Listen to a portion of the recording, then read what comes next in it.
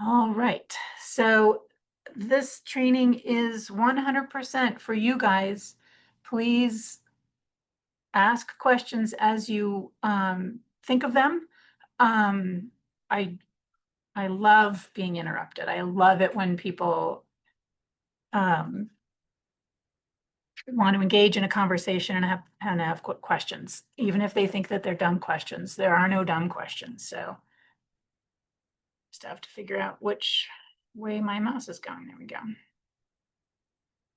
All right, so for our agenda today, we're going to go over some CSD team instruction or introductions, and then go over the IOA checklist instructions when we're doing the trainings, talk a little bit about the policies and procedures, go over the November checklist in detail, give you a understanding of what the contract negotiations are like, and we'll go over the commencement of operations part of the checklist, as well as the pre-opening site visit, and then we'll do a recap of everything. So I'll introduce, and I didn't have pictures of everybody from the authorizing team. So this is my team. We have Dr. Bridget Russell, who's our interim director of the Charter Schools Division, and she's joined us this morning. If you want to say good morning, Dr. Russell. Good morning, Dr. Russell. No kidding. Do you guys remember George Burns and Gracie Allen? Say goodnight, Gracie. Yep. Good night, Gracie. Yes, good morning, everyone. And please, I'm Bridget. We're not formal here. Happy to see you all. Dr. Snook, you're the only one I think I don't know. I saw you at the Collins Lake hearing, and I know you were taking over from Becky Kappas, but I'm looking forward to getting to know you during the process. And likewise, thanks for the welcome. All right, and then also on my team are Ted Farnath. Ted, you want to say hello? I do. Good morning, everyone. I am the TA and technical assistance specialist now. We've all had change in our designations, our name titles. Yeah. So, but Ted great does to see everyone. Yeah, Ted does the board training, and next year he'll be doing this training as well. So he's learning the ropes. And then I have Bianca Alona Elwell. Good morning, everyone. I am also on the technical assistance team. I can't remember that really long title, but I'm here. I help with a little bit of everything on the TA team. So you'll see me and you'll get to know me very well. You will get to know Bianca very well. She is she is our expert on the team with Epicenter, which is our, you will be learning all about Epicenter. And then we have members of our authorizing team. We have Lucy Valenzuela. Good morning, everyone. I'm Lucy, and I think I know everybody pretty much. Yeah, I think I know everybody except for Dr. Snook, but it's nice to meet everyone again. And we have Greg Boots, who you might also know. Good morning. How's it going? And then we have two new folks on the authorizing team, Yaling Hedrick down in Las Cruces. Good morning. I'm on the authorization team, so I'm new about 2 months. Yeah, yes. Good to see you. And, you know, she's old hat now because we have Robert, who's even newer than Robert Gallegos. Good morning, everybody. My name is Robert Gallegos, and I'm, like Missy said, I'm new to the team. I'm looking forward to working with you. Great. And so all of them are part of our team, and then we all will be reviewing your submissions and providing feedback. So we have a lot of team to help support you in your magical journey that you're about to commence. So the IY checklist is the public education's checklist. It's a guide and a tool for you to be prepared to launch your schools. Some of you have experience working in charter schools, in public schools, and some of you don't. And so, you know, some of you'll all have various questions.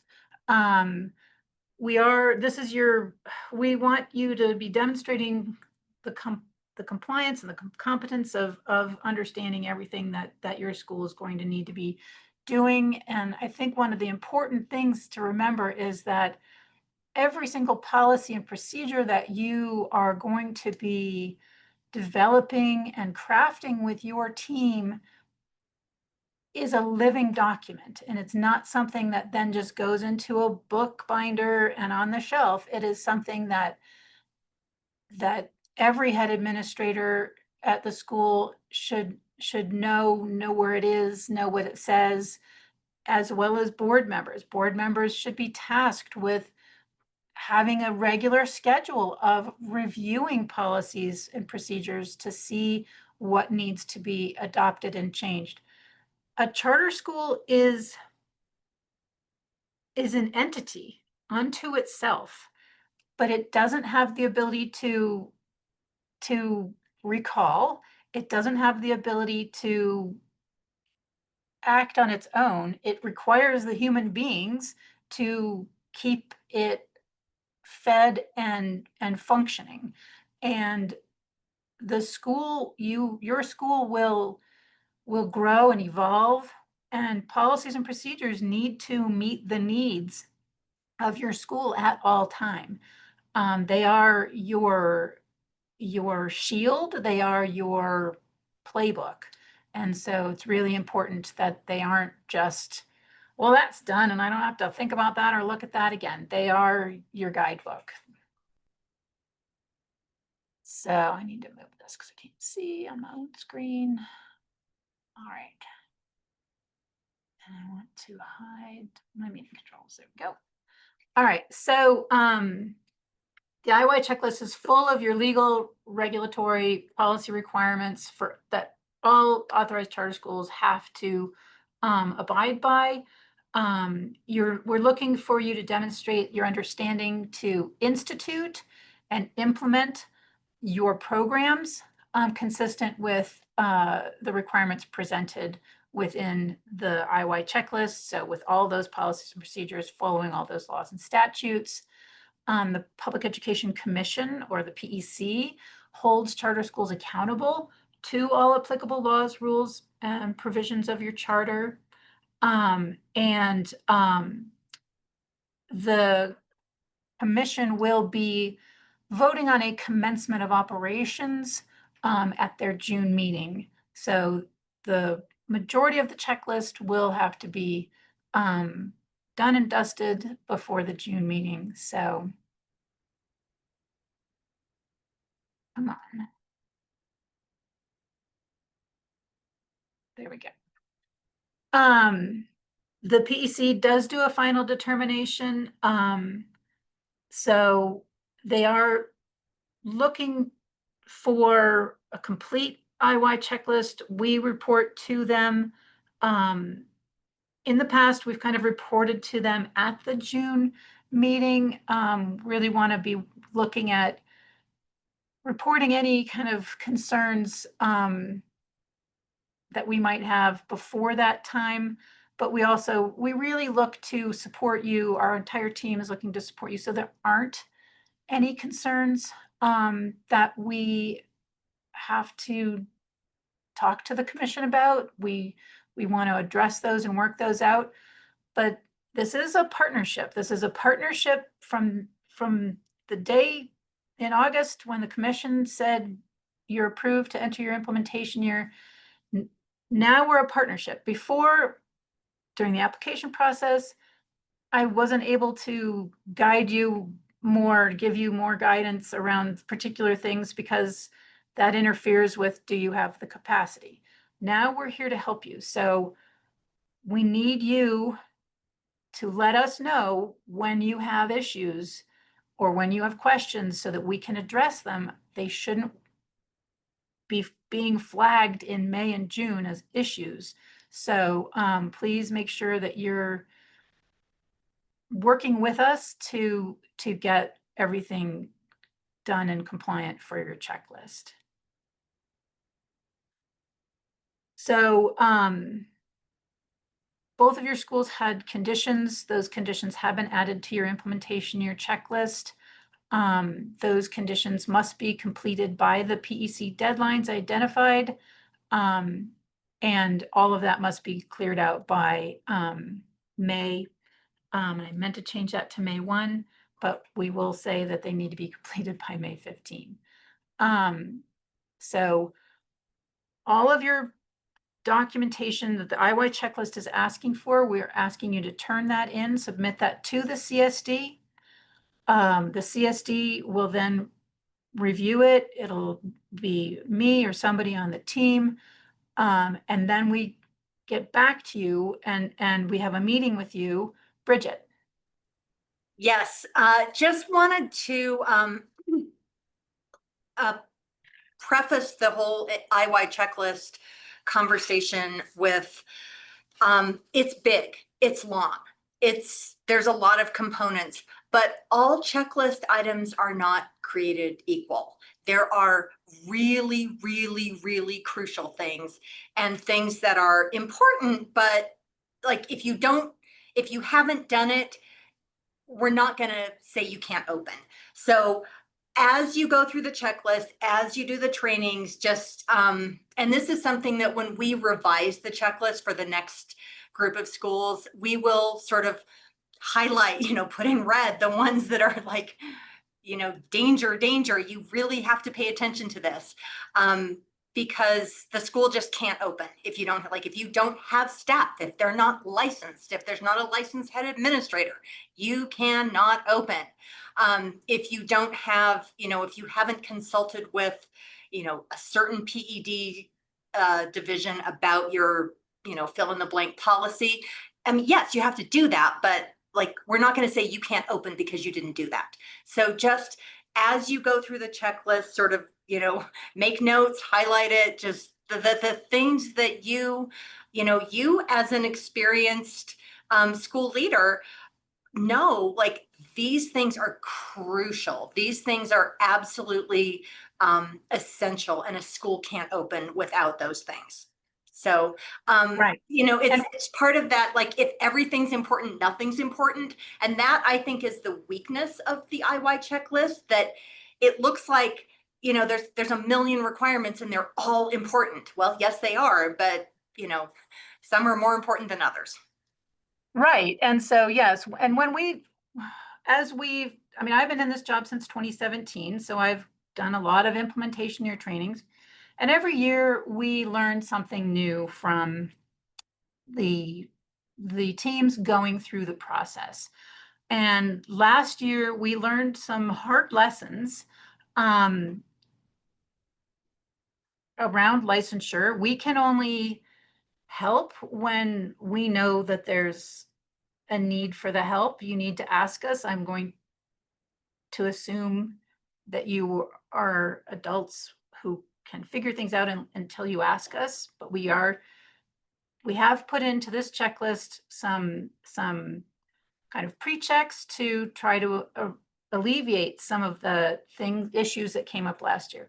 Another issue that came up last year that is critically important to you guys, more so than us, is getting your money once July 1 rolls around. And and I know we have Mike Vigil on, and this did not happen because of Mike Vigil's company, but another company that provides services, very reputable company, but they had a staff member assigned to one of the schools through implementation last year. That employee said that they had done a task that connected to school budget and now all that processing. So we accepted that as the task was done, and the school who hired that team accepted that as the task was done, but it wasn't done. And so now we're going to build in a check on our end to make sure that that type of thing is done, because you want to have the money once July 1 rolls around. So, this is a partnership, and we can help you be the best you can be if you let us help you by keeping us in the loop and asking for help. So there are, you will be working on things, you will turn them in, by the due date. Then the CSD team will be reviewing those items, and we will be communicating with you with the things that we maybe have a question about, or something isn't complete, or something isn't accurate.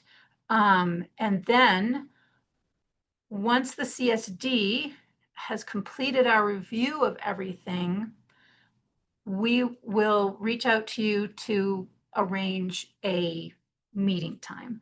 I know that the IY checklist says that it's your responsibility to arrange a meeting with us, but we need to tell you when we're done with our review, and that's when I start that 10-day clock. And I typically will start that by reaching out to your team and saying, these are some available times for me, what works for you, and then I'll set up a Zoom and we'll have our meeting and discuss any feedback.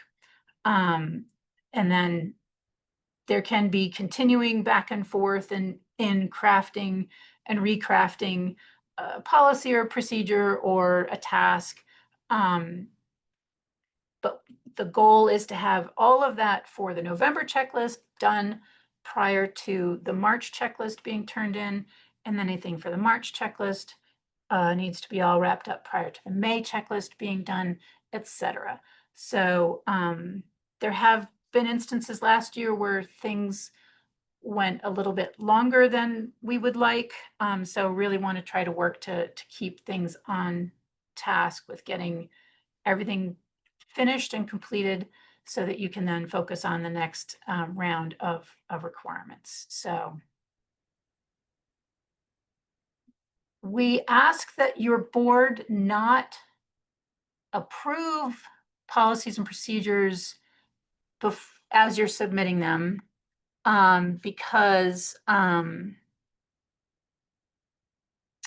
if we are going to ask you to make a change, then the board has to reapprove it. So the best thing to do is to consider that your May board meeting the agenda is going to be really heavy with just approving all of the policies.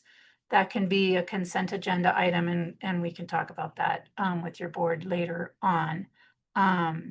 So before I go any further, I am going to make Lucy my co-host so she can admit any late arrivals. So hope that's okay, Lucy. All right. So a lot of the indicators refer to statute, rule, or regulation.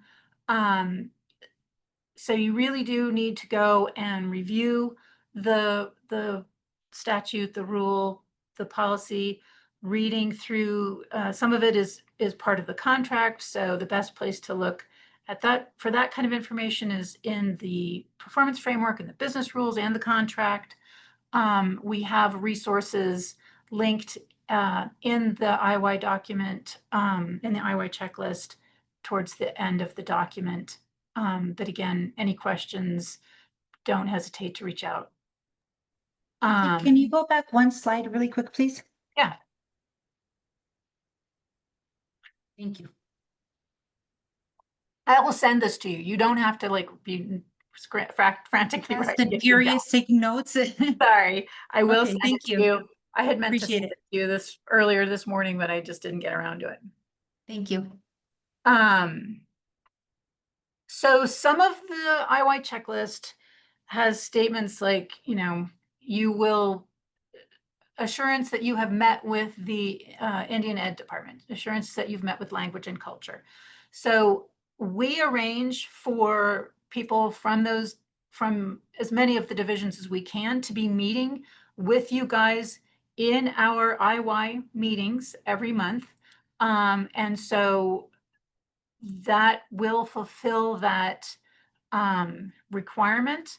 Another way to fulfill that requirement is if you've emailed with, say, the Language and Culture Bureau, asking for guidance on something or whatever, that would also be considered evidence. But we specifically will provide the opportunity for those particular bureaus that are specifically called out on the IY checklist to be meeting with you at one of our IY trainings. So you don't have to worry about how you're going to accomplish that. There can always be additions made to the implementation year checklist, depending on the legislature and the commission. That obviously wouldn't happen until the legislature meets necessarily, but anytime there's a new policy, new rule that's going to come out that's impacting charter schools, we of course are going to want to bring it to your attention to make sure that you are prepared and you're in compliance with that. And then the PEC makes all the final determinations for commencement of operations, etc. All right, so we will have a training session for you all on how to use Epicenter. Epicenter is our new platform. Gosh, I guess it's been about a year now that we've started using it. And so we're all still getting accustomed to using it. And we have assigned, your schools are already assigned or created in Epicenter. And we'll be talking to each individual one of you about who's going to be designated as the head administrator with those permissions and uploading documents and such. So we'll plan on that at our next, our October 6th, I believe, training number 2. So if you're not already accustomed to the acronym alphabet soup that we have in the education department, strap in, you're gonna, it's a bumpy ride. But so we often refer to indicators. Each item on the checklist we refer to as an indicator. And so that's the objective of the compliance that we need. We need whatever, this individual thing is. I did rework the IY checklist to make sure that every ask within an indicator is a separate line so that there isn't confusion, that one document fills multiple requirements. So every indicator has multiple lines underneath it. Each one of those is an ask within that indicator. Hey, Missy, yes. Before you move on, sorry to interrupt. I don't know if someone from your specific team is monitoring the chat or if you want me to, but there is a question in the chat from Anansi. And so Ms. Hunt wants to know, how does the implementation year checklist apply to her school? Since she is considering switching over. The implementation year checklist is not a checklist that you will have to do. You will have a transition year checklist. And one of the things that we work with the transition schools, the schools that are existing, that are going from a district authorizer to the state authorizer, is trying to help you make sure that all of the policies and procedures that you do have or you do need are yours, right? You might be operating currently using your authorizer, Taus's policy manual, which isn't, maybe everything isn't specifically school specific to Anansi. And so this year, after you've turned in your application, tasking your board with making sure that you have, that Anansi has all of the policies and procedures that Anansi needs, that aren't just, a generic kind of, this is Taus's policy on this. It can be still that generic policy, but you just want to make sure that it's yours and it says Anansi school and stuff like And that. some district charters may already have those. So the transition year checklist is much, much, much shorter. And because there are 2 other district schools for a total of 3 applying with the PEC this year, there will be a very small cohort of transition year schools. And we will set up meetings like this for those schools specifically so that we're not going over things that they already know because they've been open for years. So hopefully this will be a little bit of informational for you, but you won't have the heavy lift that the implementation year schools do. So thanks for the question. And thank you, Lucy, if you wouldn't mind just reading that, because with my controls hidden, I can't see any of that. And Missy, I'm going to leave the meeting now because I have some other things to do. If anyone has questions for me specifically, can you let me know now so that I can answer them before I get off? So does anybody have any specific questions for Bridget? Okay, thank you. And yeah, just what Missy said, we are absolutely here to support you. Once the PEC votes to authorize you, you're part of our portfolio and we're here to provide support. So I'm glad that you're joining the group of state charter schools. Yes. All right, thank you. So in the implementation year checklist,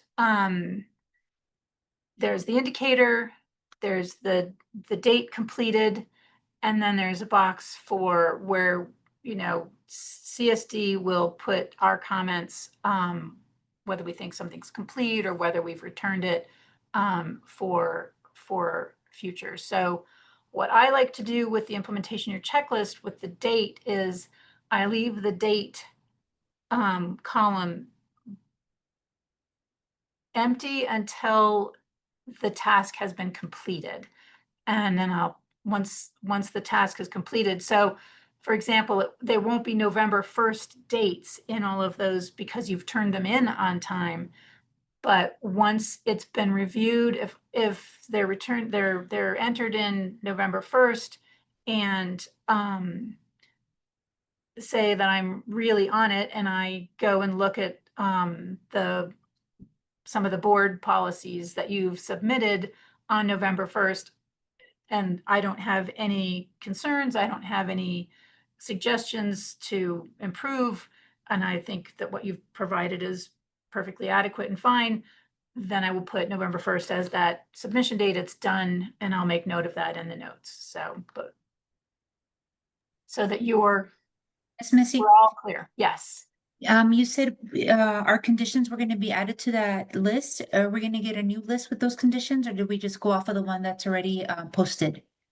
Well, so it's in what's on the Google Drive. If you downloaded it when I first reached out to you, your conditions weren't in there, but they are in there now. So if you use the link to get into the Google Drive, they will be in there. So Okay, thank you. that's, yeah. So yeah, the findings we'll put in our comments. The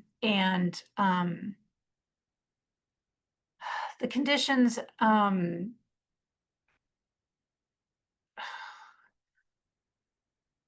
the conditions are always, I feel like you guys have now had a taste of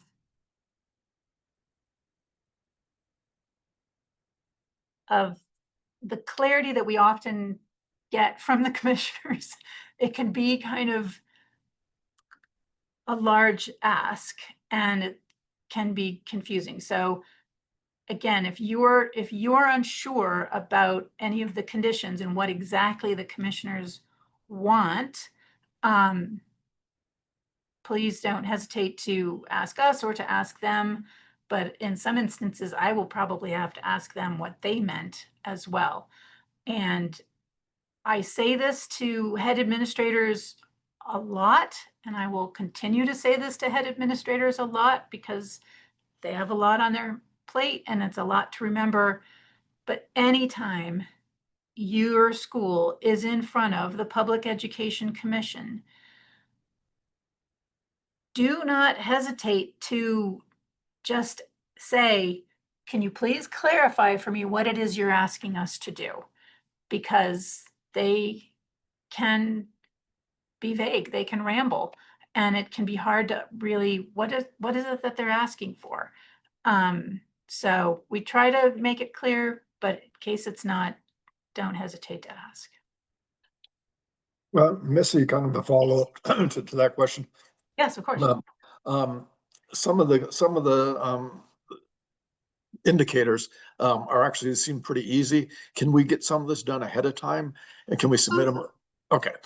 Because some of those, I'm sure there's some that we're gonna need a little help with, but it's, I know like the conflict of interest. I'm sure there's some kind of a statement we need to make. I'm not sure when that's due, but it may be something that's, okay, we've got that done. It's not due till April, but can we just submit it now? Right, yes. So yeah,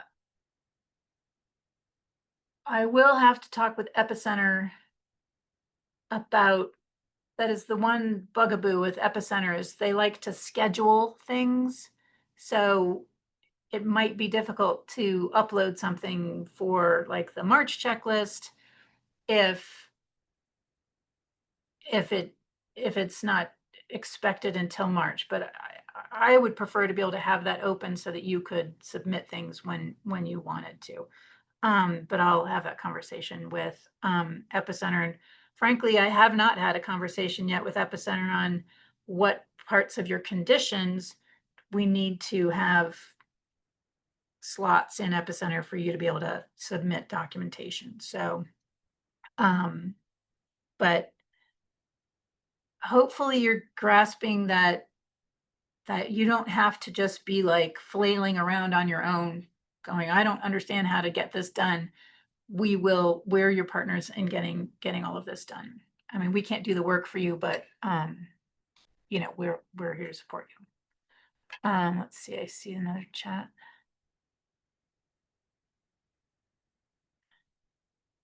Okay. All right, I think I've talked about all of this. So when we're reviewing your work, you know, whoever is assigned whichever component, we will also be looking at applicable statute and rule to ensure that you've met all of the requirements. In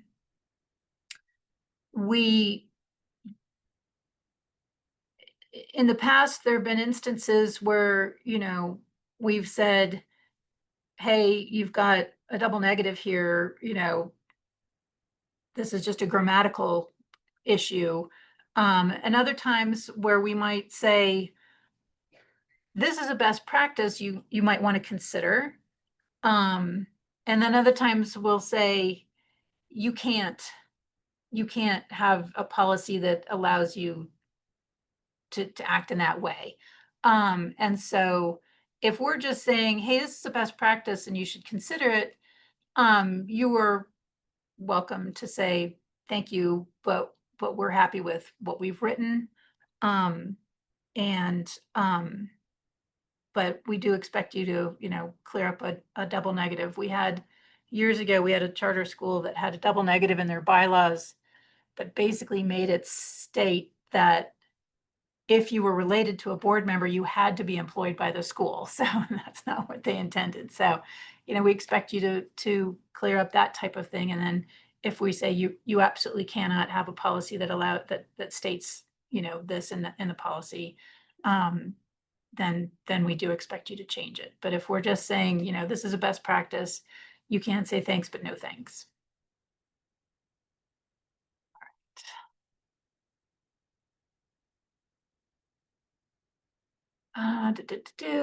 We do so we do review for consistency.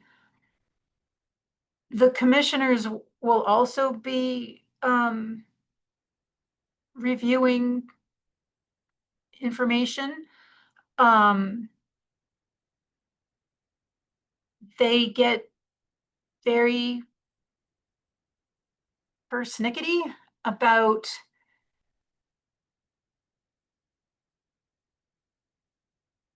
if you're saying something that's dramatically different from your application, right? So particularly around your educational program and you know, for example, Collins Lake Outdoor School isn't going to all of a sudden, be proposing in their implementation year that they're not going to have any outdoor programs, right? So that would be a radical shift away.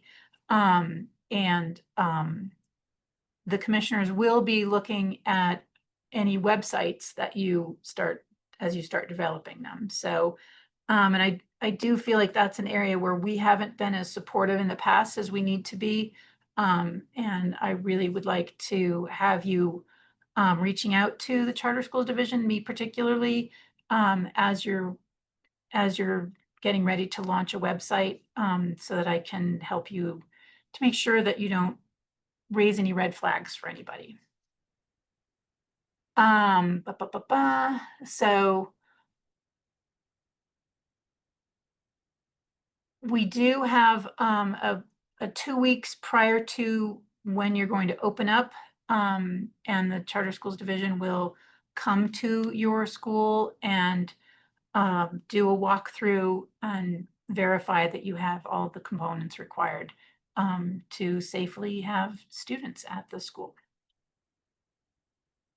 So that's the only one that doesn't have a hard and fast date, because we won't know until you tell us what 2 weeks prior to your school opening is.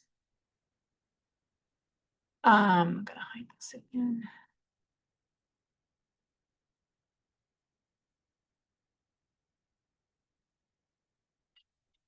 So yes, if an indicator specifically naming a statute, rule, or regulation, this indicates that that specific material is required.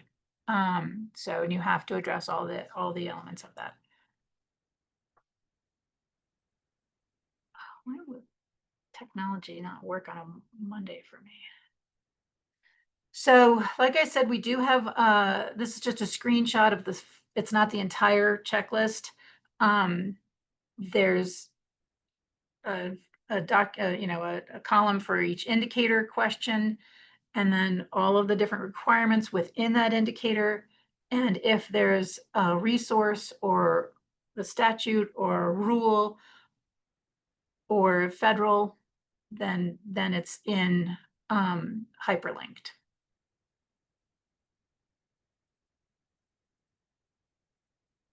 And again, like I said, if there's any changes, we will be letting you know,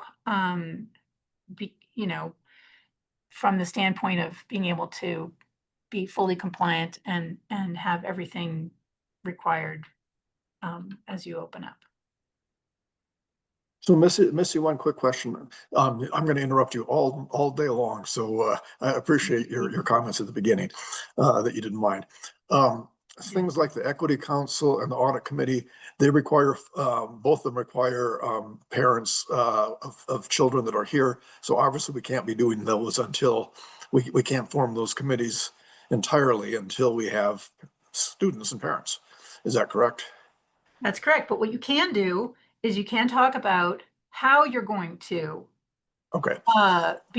Be how the board is going to be ensuring, because it's not just your first equity council, right? It's every equity council that you're going to have in the future. So what's that outreach going to be? And I'm so glad you asked the question, because that's you cannot have an equity council until a year from now, right? I mean, Right. Once you have students in, but you have to decide, your board has to decide, what are we going to ask of people? The requirements of an equity council are that the equity council has to be a proportional representation of the affected student populations. Those are Native students, English language learner students, low income students, Black students, and what I've been asking since equity councils were deemed as a requirement by the Public Education Department, who are we getting to serve on an equity council for the economically disadvantaged? Are you going to find a parent of an economically disadvantaged student who has the time and ability to attend equity council meetings and give you their feedback? Are you going to interact with other not-for-profit organizations that are specifically established to help low income or English language learner or special needs students? It's about getting feedback from people experiencing the issues to help eliminate barriers to students. And so some existing schools are trying to do this with their staff. To me, that's like saying to a teacher, I know you work really hard and you're a good teacher, but you need to work harder because we have students with needs. I haven't met many teachers who don't really care to work hard for kids, right? And so it's not the fault of the families. It's not the fault of the children. And I would argue it's not really the fault of the teachers. What the Equity Council really should be looking at is how do we eliminate what barriers exist to our kids at our school? And how can we eliminate them from our kids? And so when I read equity plans that talk about send in your resume and to apply to be on the Equity Council, I don't think that that's realistic. I don't think that that's realistic in any way, shape, or form to expect these demographics who have struggled with access to public education to have to jump through hoops to serve on an equity council. Like you want to be figuring out, you want to be engaged with people who can help you look at your school to say, well, gee, have we tried this? Have we tried that?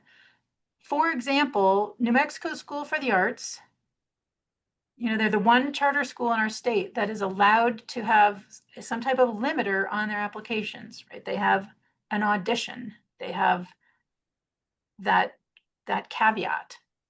But what they found was that was a barrier because a lot of kids that they wanted to attract to come to their school don't have any experience with how to develop a portfolio or to basically interview with their skill that they have, their talent that they have. And so the school hired a person to do outreach. They discovered this, that, oh, well, these other families aren't sending their kids to our school because they don't know how to achieve, how to come across that hurdle. So what they started doing was offering free workshops to teach kids how to do that. And so it's that type of mindset that I think is so critical with an equity council. And it's really a shame, in my opinion, because it's something that charter school boards could have and should have been doing. And perhaps some were. But as with a lot of things, when the legislature gets involved, everybody has to do it. So how are you going to, we're not asking anybody to fix, Steve, you don't have to be thinking about how Julia's going to do a better job with her kids down in Las Cruces, and she doesn't have to think about how you're going to do a better job with your kids up in Mora. You don't have to think how Mora independent schools has to do better. You're just thinking about how can we eliminate barriers at our schools so that the kids have access and are achieving what the state expects, which is proficiency, growth and proficiency. So so a lot of the indicators are a plan, right? One of the things that you will all have on the implementation of your checklist is your safe and healthy schools plan. That won't be due until December of 2026. What we're going to ask is, what is your plan to make sure that that gets done? What are your timelines? Who's responsible? And then making sure that you're on track to accomplish that, because we don't want the Safe and Healthy Schools Bureau to be telling us that any of our schools aren't compliant with turning in their Safe and Healthy Schools plan. So that's how parts of the implementation year plan work. Sometimes it's timelines, plans. This is how we intend to get this task done. This is how we intend to make sure that the task doesn't fall between the cracks, because like this is what you asked for. You're going to have a lot of work to do launching these schools. So this is our training schedule. Again, I will send you this PowerPoint. I need you as soon as possible to be looking at your calendars and letting me know if any of these dates are just no-goes. Like you've got your anniversary, you've got a special holiday already planned, or you've got a surgery that you've got planned.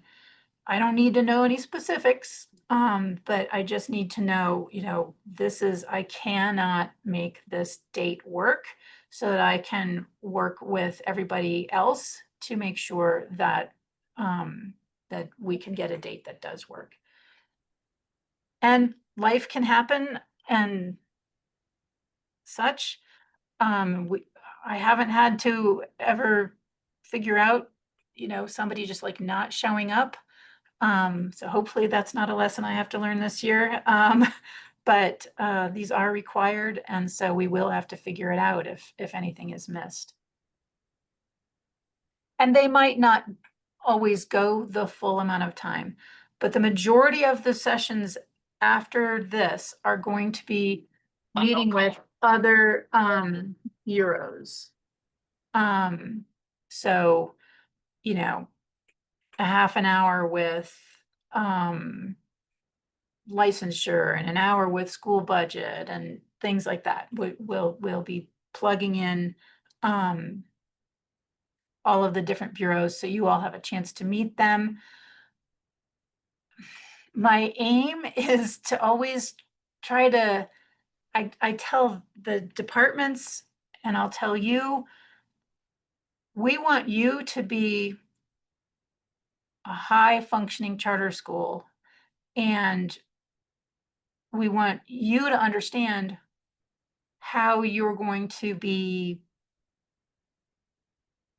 able to meet all of the needs of all of the different bureaus in the PED successfully. One of the things that has been just launched is this accreditation, activity that the public education department is doing. It's not accreditation, school accreditation in the way that that you might think about school accreditation. Like I come from the Montessori world, and you can be an AMS or an AMI accredited Montessori school, which means that you have met the requirements of one of those organizations, and that the Montessori education that you're providing meets their criteria. That's not what PED means by accreditation. What they mean is that you've fulfilled all the requirements for all of the different bureaus. And so we really want to set you up for success so that you understand what those requirements are, and that you and your board are making sure that you are in compliance with all those things. So, okay, so back to this. Policies and procedures, again, remember, these are all drafts that you are sending in. You are not sending in your final board approved. Schedule the board approval for those to be probably in around May. Of course, you can also schedule them throughout the year. Everything that's done from the November checklist, you know, once that back and forth is done, you can certainly do it at that point, but we don't want to have any approved policies that then the board will have to reapprove. So all your policies and principles, I mean, your policies and rules, you want to think of those as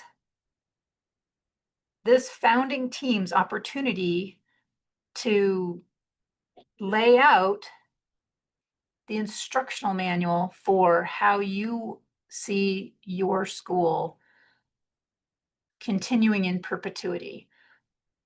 This is an area where every year people are trapped in the now, trapped in the thinking about this in just the terms of launching and not in the term of the school's longevity.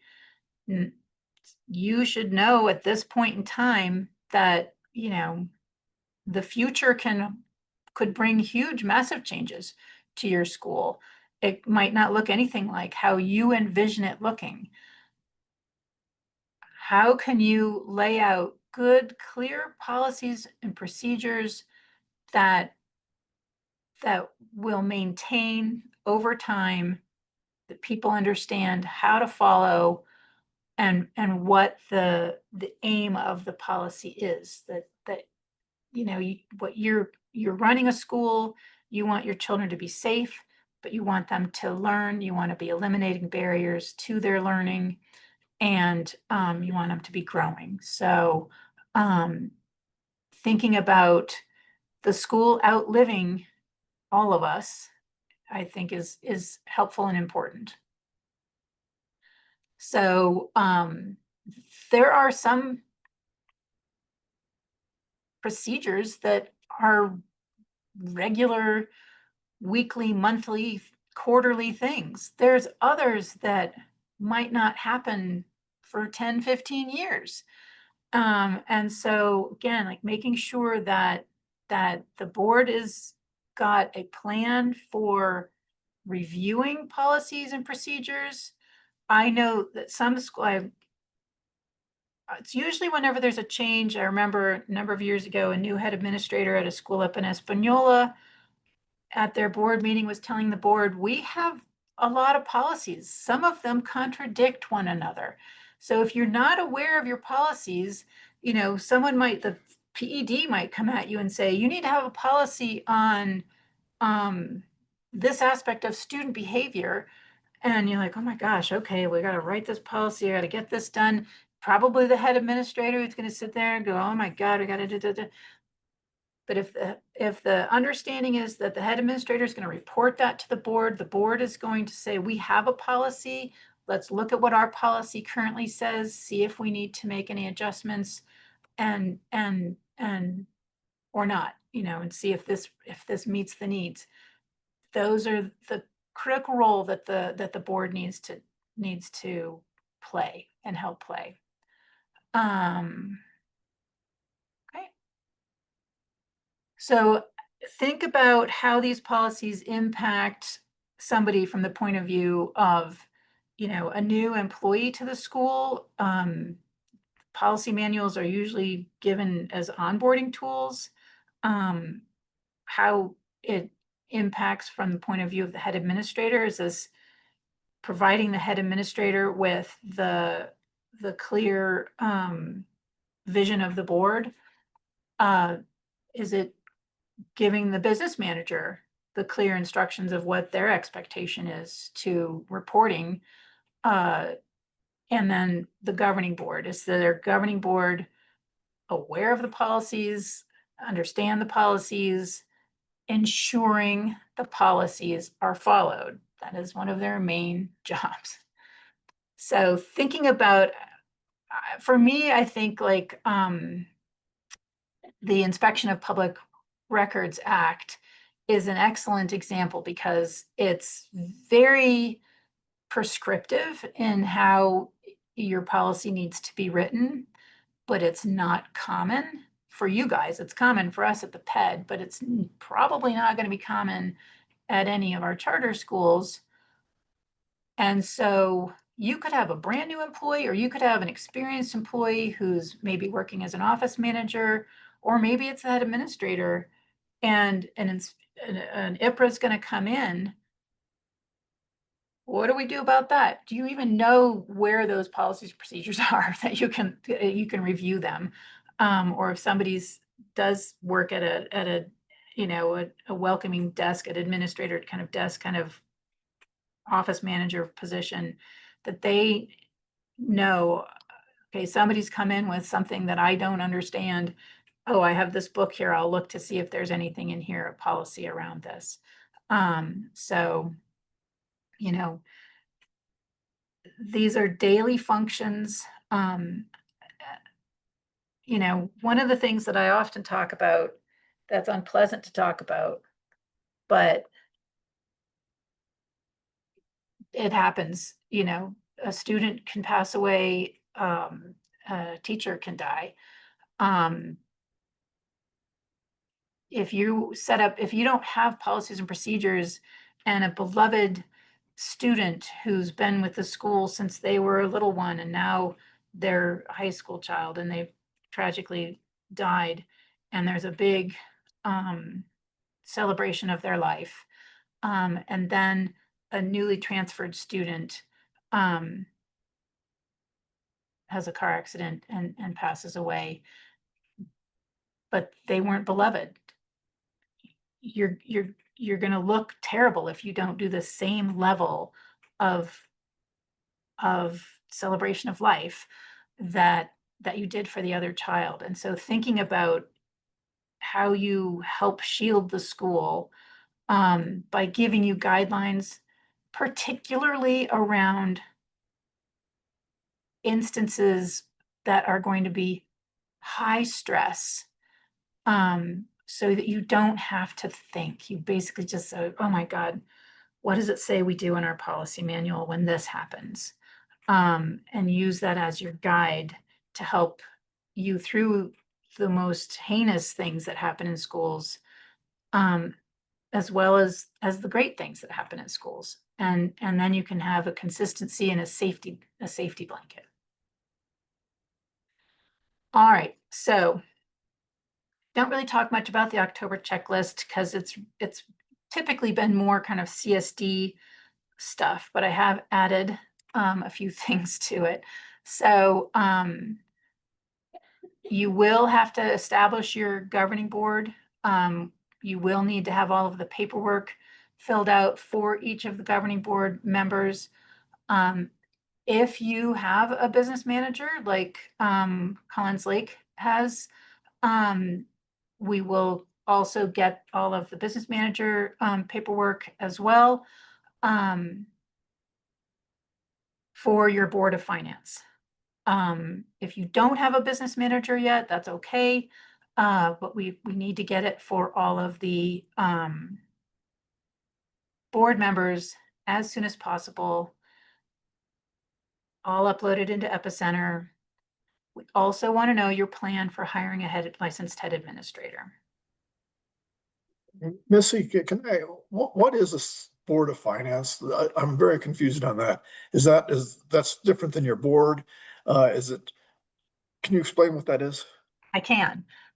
So the Board of Finance, your board is your Board of Finance. But there are requirements for a Board of Finance. Okay. And to be a Board of Finance, you have to have at least 5 board members. And the Public Education Commission votes to deem you a Board of Finance. And being designated as a Board of Finance enables the money to flow. So CSP needs it for them to generate money to you. So it's right now you're semi-official. Becoming a Board of Finance means you're an official entity. And that you have the ability as deemed by the state to receive public funds. But we might not have our charter done by then, right? You will not. You will not. You won't be a charter school until you contract. I mean, technically, you're not really a charter school until the commencement of operation vote in June. So your initial Board of Finance is when, you're going from 0 to 100 because you don't have any board members officially yet. Like right now, your board can be meeting, but you don't have to post an agenda, right? You're not an official entity. Once you're a Board of Finance and you're an official entity, you have to follow the 72-hour rule for posting your agendas. You have to have public meetings. But you all are going to be applying for CSP money, and you have to be designated as a Board of Finance for that. So we need to get your board members trained. We need to get all of the paperwork. And then at the October PEC meeting, we can have you on the agenda to be deemed as a Board of Finance. And then, Okay, do all the board members have to be trained before then? yes, Oh, because somewhere in there, it looks like you didn't have to get trained until like May or June. the commission prefers it if the board members have all been trained. So, Okay. it is possible that it's not specifically a requirement, but the commission will ask when we put forward a board to be designated as a Board of Finance if they've all had their training. And I've never had to tell them that they didn't. So that could Okay, be so something by that we October face. 1st, they should all have gone through the 10 hours of training. Well, the October PEC meeting is fine with me. Okay, we'll shoot for the 1st. Yeah. But we can't get CSP funds until that PEC meeting and we're approved. Correct. Okay. And, like one of your board members, I haven't checked yet this morning, but as of Friday, they still hadn't had their account created. So if, Okay. if it's a situation like that, of course, That looks bad. I'll say that it's a problem on our end that somebody isn't finished, and that's not going to be, I can have full confidence in that. But I've just never had to tell them that people haven't had all their training. So I don't know how the commission will react if I'd have to tell them that. One of them finished it already. Yeah, I'm sure. Yeah, it's not difficult. So. And Missy, really quickly for the transition schools, I've sent an email out with those documents as well. So you can start preparing those Board of Finance documents. You can start sending those affidavits in as you're getting them from your board members as well. Thank you for that, Bianca. And yes, Michelle, that's, if we can,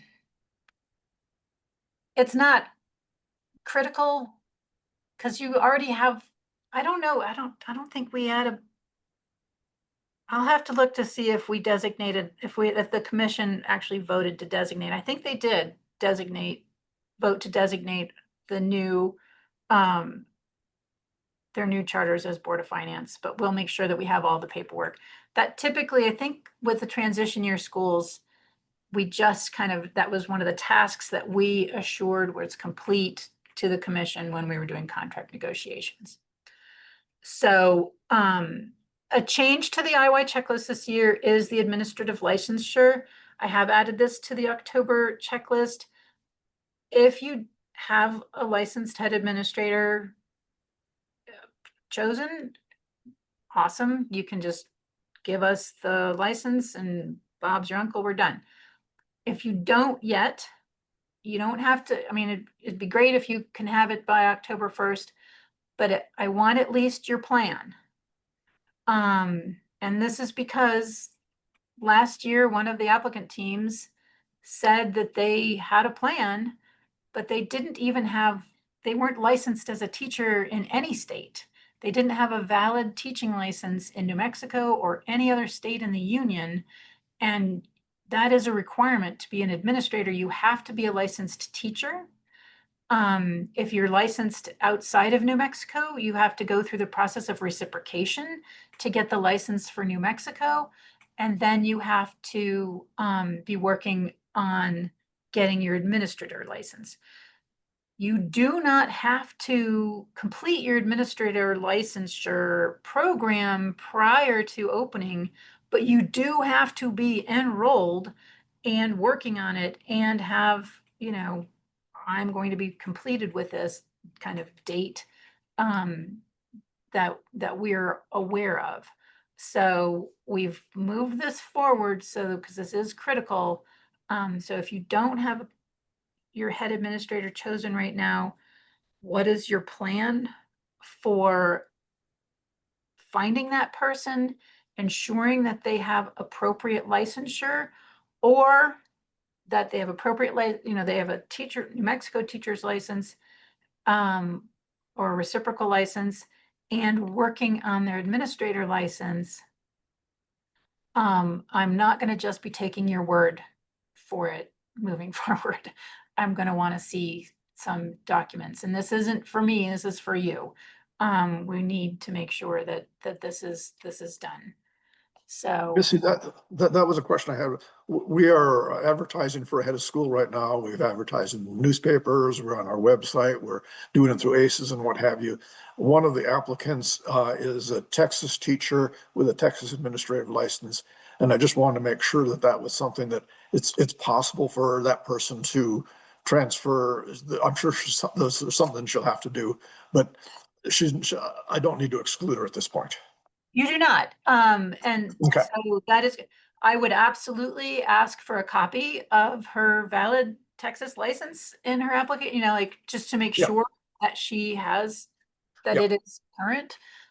Because yes, but then, your plan and what the response to this on the checklist can be is, we are looking at a variety of teachers.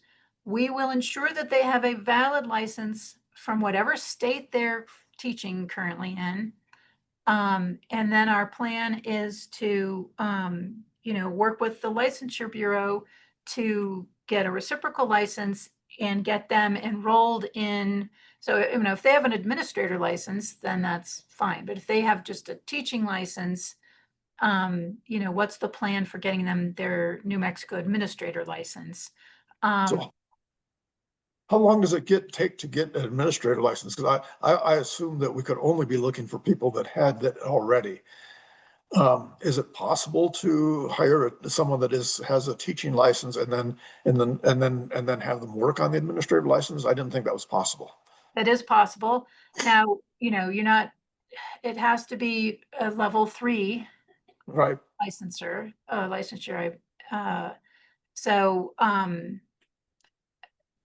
I'm going to just ask Greg, do you know how long it takes to get your admin license? Gosh, I mean, you have to finish your program first. After I finished my program of study, it took about like a month after I applied for it, but you have to get the background check and everything like that. So it largely just depends on how long that they licensure, what type of backload it is. So when I renewed it this summer, it took 2 months for them to get back to me. So is Okay, I know CTE does a program. Is that like a year-long program? Is it a Right. So I know Highlands, if you have a master's, you can get a leadership. I think that's a year-long program. So it's just it really just depends. You know, UNM, the program I went through, it took 2.5 years of coursework. So it just depends. Depends. That wouldn't help us for starting off of school in next year. Yeah. We have some Um, raised hands, Missy. Yeah, But- I know. Michelle? Okay. Yeah. Michelle Hunt was first.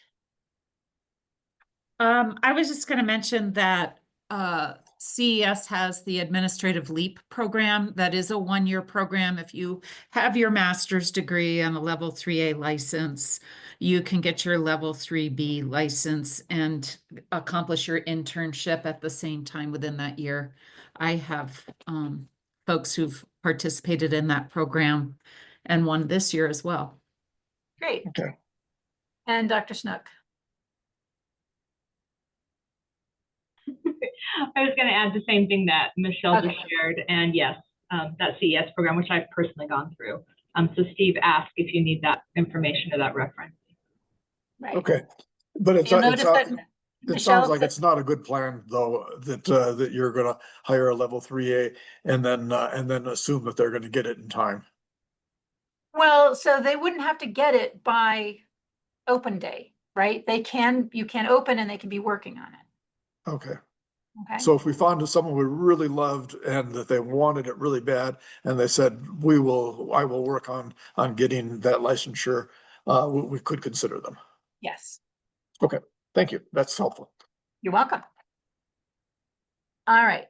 Any other questions about the October checklist? We'll be helping you with the board paperwork and getting all that stuff done. You know, it's going to require board members to, if you are comfortable with DocuSign and you can, you know, get electronic signatures, or you're going to have to get, you know, wet signatures and then scan things or photocopy them or whatever, like, you know, and get them electronically uploaded. So. This is kind of related to that. For your training schedule, I know that you posted that earlier. Would it be possible, obviously not all of our board members and not all of our team is going to be at every meeting. Is it possible to kind of put in there what might be discussed so we can say, oh, if they're going to be discussing that, we really need to get Sally involved? Yeah. As soon as I know which bureau is going to be on which day, I will be sending out agendas before each, but I don't, it's Because I hard. don't know, like, if Mike needs to be here or not. I don't want to waste his time. If Right. it's, You don't want to use Mike's time up. But I think that, you know, the November checklist has a fair bit of financial things in it. You know, you're using an extremely experienced business manager. I'm sure he's well aware that, you know, you can't just choose any bank. The bank has to be able to have,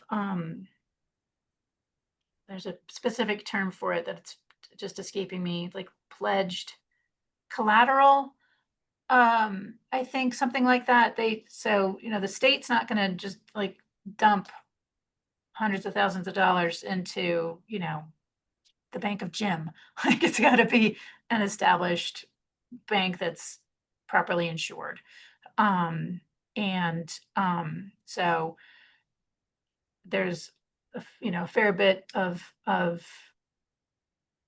financial stuff in the first November checklist, but we'll be going over that. Julia? Missy, do you know by chance when the licensure portal will be back up? Have you guys heard anything about that? I'm trying to look up a license and it's haven't. not working. Has anybody else heard on the team? It won't. You have to have access to go in and look it up. So you have So to I have a mean, login to go and look it up. I have a login, but it says that it's down. So I don't know. I must have gone down just within the last couple of minutes because I was in there this morning. Okay, yeah, I got a, excuse me, I got a message that it was down, so I didn't know if y'all had heard anything about, is it going through a update or something maybe? It might be, like I said, I was just on it at this around 7 a.m. Okay, I'll try But that. We'll check, and if we hear anything, we'll let you know. Thank you. All right, so indicator one has what, I think 14 things. So we'll want your list of governing board members, and all of this is going to be stuff that's submitted into Epicenter. And we will be setting up meetings with you guys, probably individually, to, unless we can get you together, to go over how to upload things into Epicenter. So we'll have to just reach out and make sure that schedule works for you. So I have everybody for Collins Lake.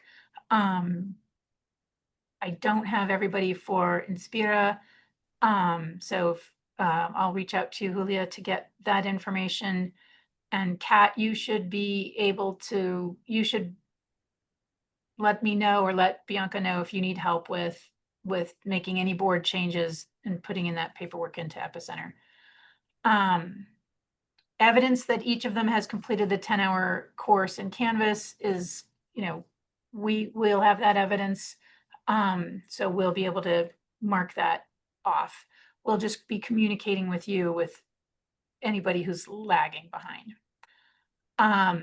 Your bylaws, again, really think about bylaws as a guide and a shield.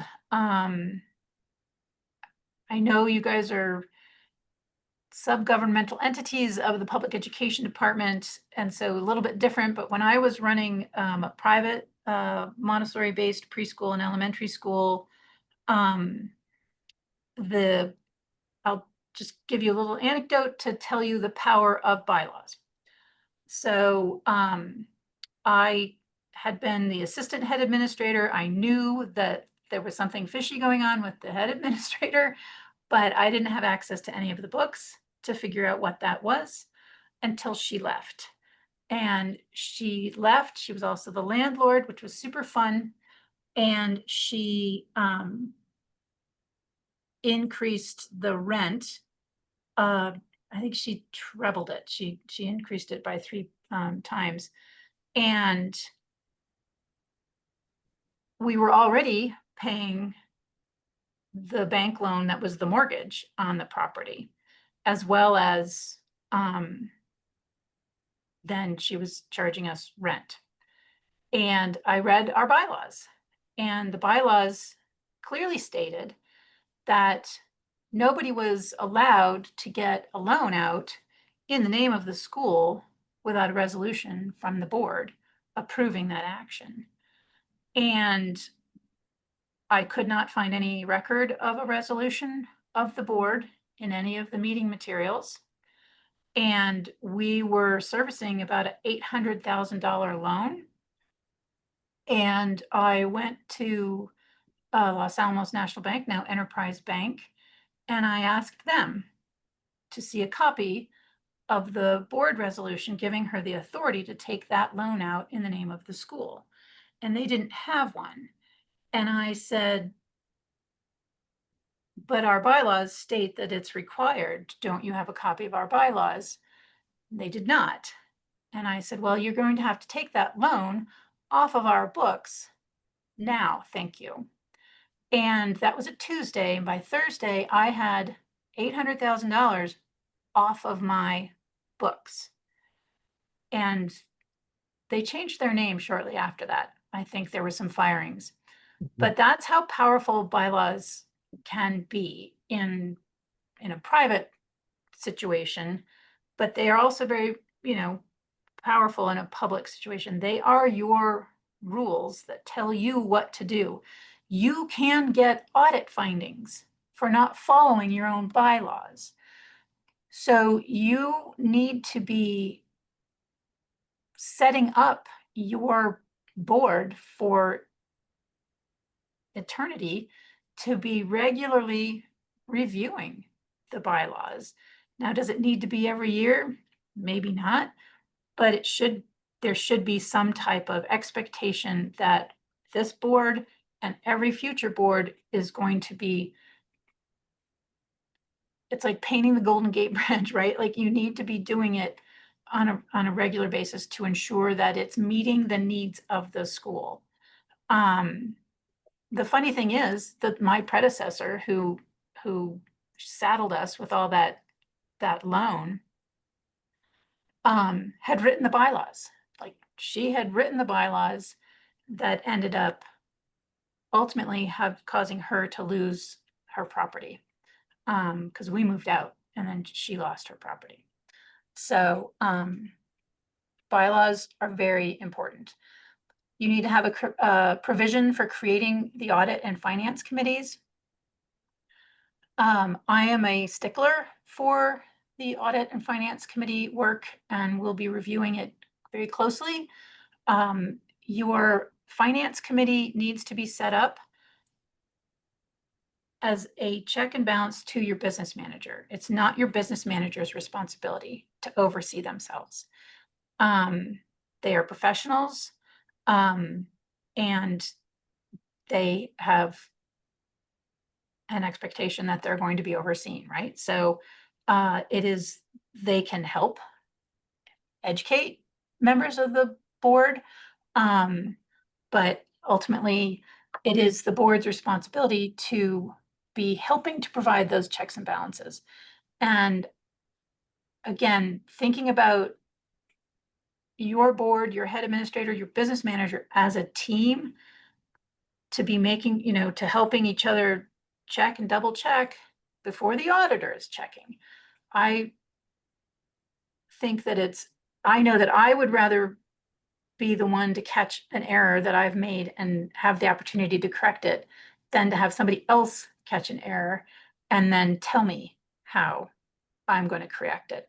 And whereas the auditor might give you suggestions that you can listen to or not, your authorizer can impose conditions on you. So that's really what I'm getting at. Like, and if your audit committee, your finance committee are functioning and your board is functioning, you guys should be in a position to be able to catch any errors or omissions, that's the word I'm looking for, before anybody else. And, you can still have had the mistake, but when you're going into a meeting saying, yes, we spotted the mistake and this is what we've done to correct it, that's, I think, something that people like, as opposed to, what do you mean we had an error, right? So Missy, evidence, yes. we have a question from several questions from Michelle in the chat, and she's asking, is this a different course than the annual training? But Michelle, what course are you referring to? I was referring to the Board of Finance October 1st deadline because our board already participates in all the required trainings. Is this an additional 10 hours that I need to speak to my board about? It's not, Michelle. Your board does not have to take any additional training. From your board, we're only going to need the paperwork, which is, telling us who they are. And there's an affidavit, there's an assurances document, and there's a statement that they will consult with the PED if they have any questions. So there's nothing, your board is doing the required training that's necessary. The only thing we don't have from you and your board is the paperwork, and that's not necessarily an October 1 deadline for you. That's going to be, we'll want to have that before contract negotiations. So that's kind of like, we'd like to get it done by January. Yeah, it's not a problem to accomplish it. They just haven't voted to agree to which direction they want to be authorized. Exactly. So still very much in that process through this.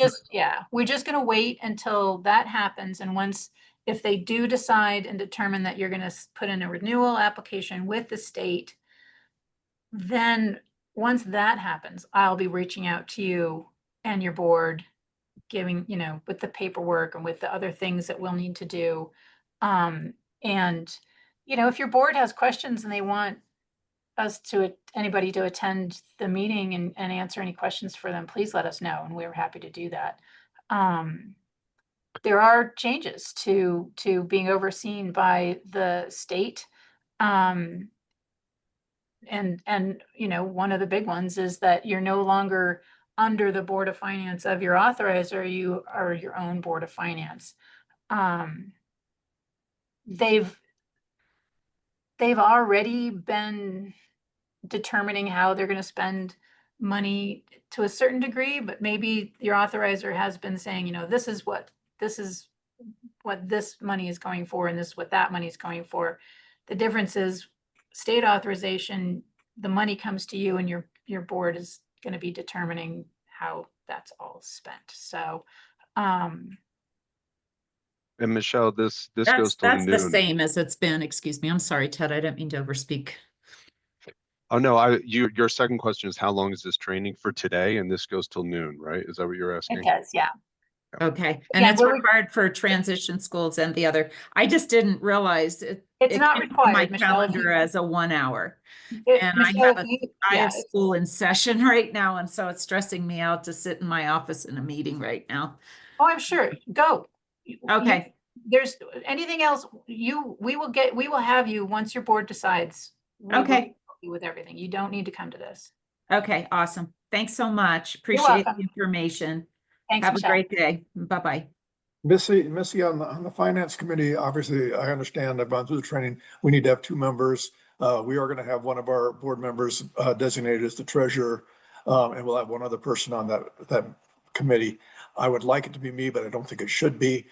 Is there any reason that and it should be someone else besides me, but can I sit in on those meetings as a non-member?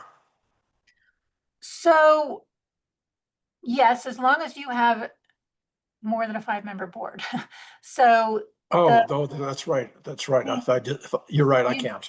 You're right. You need to. Forget it. No, but I mean, Yeah. so, and the audit committee has been something that, but I'm pleased that when I started, there was a lot of confusion around the audit committee, and there's very specific membership requirements for the audit committee.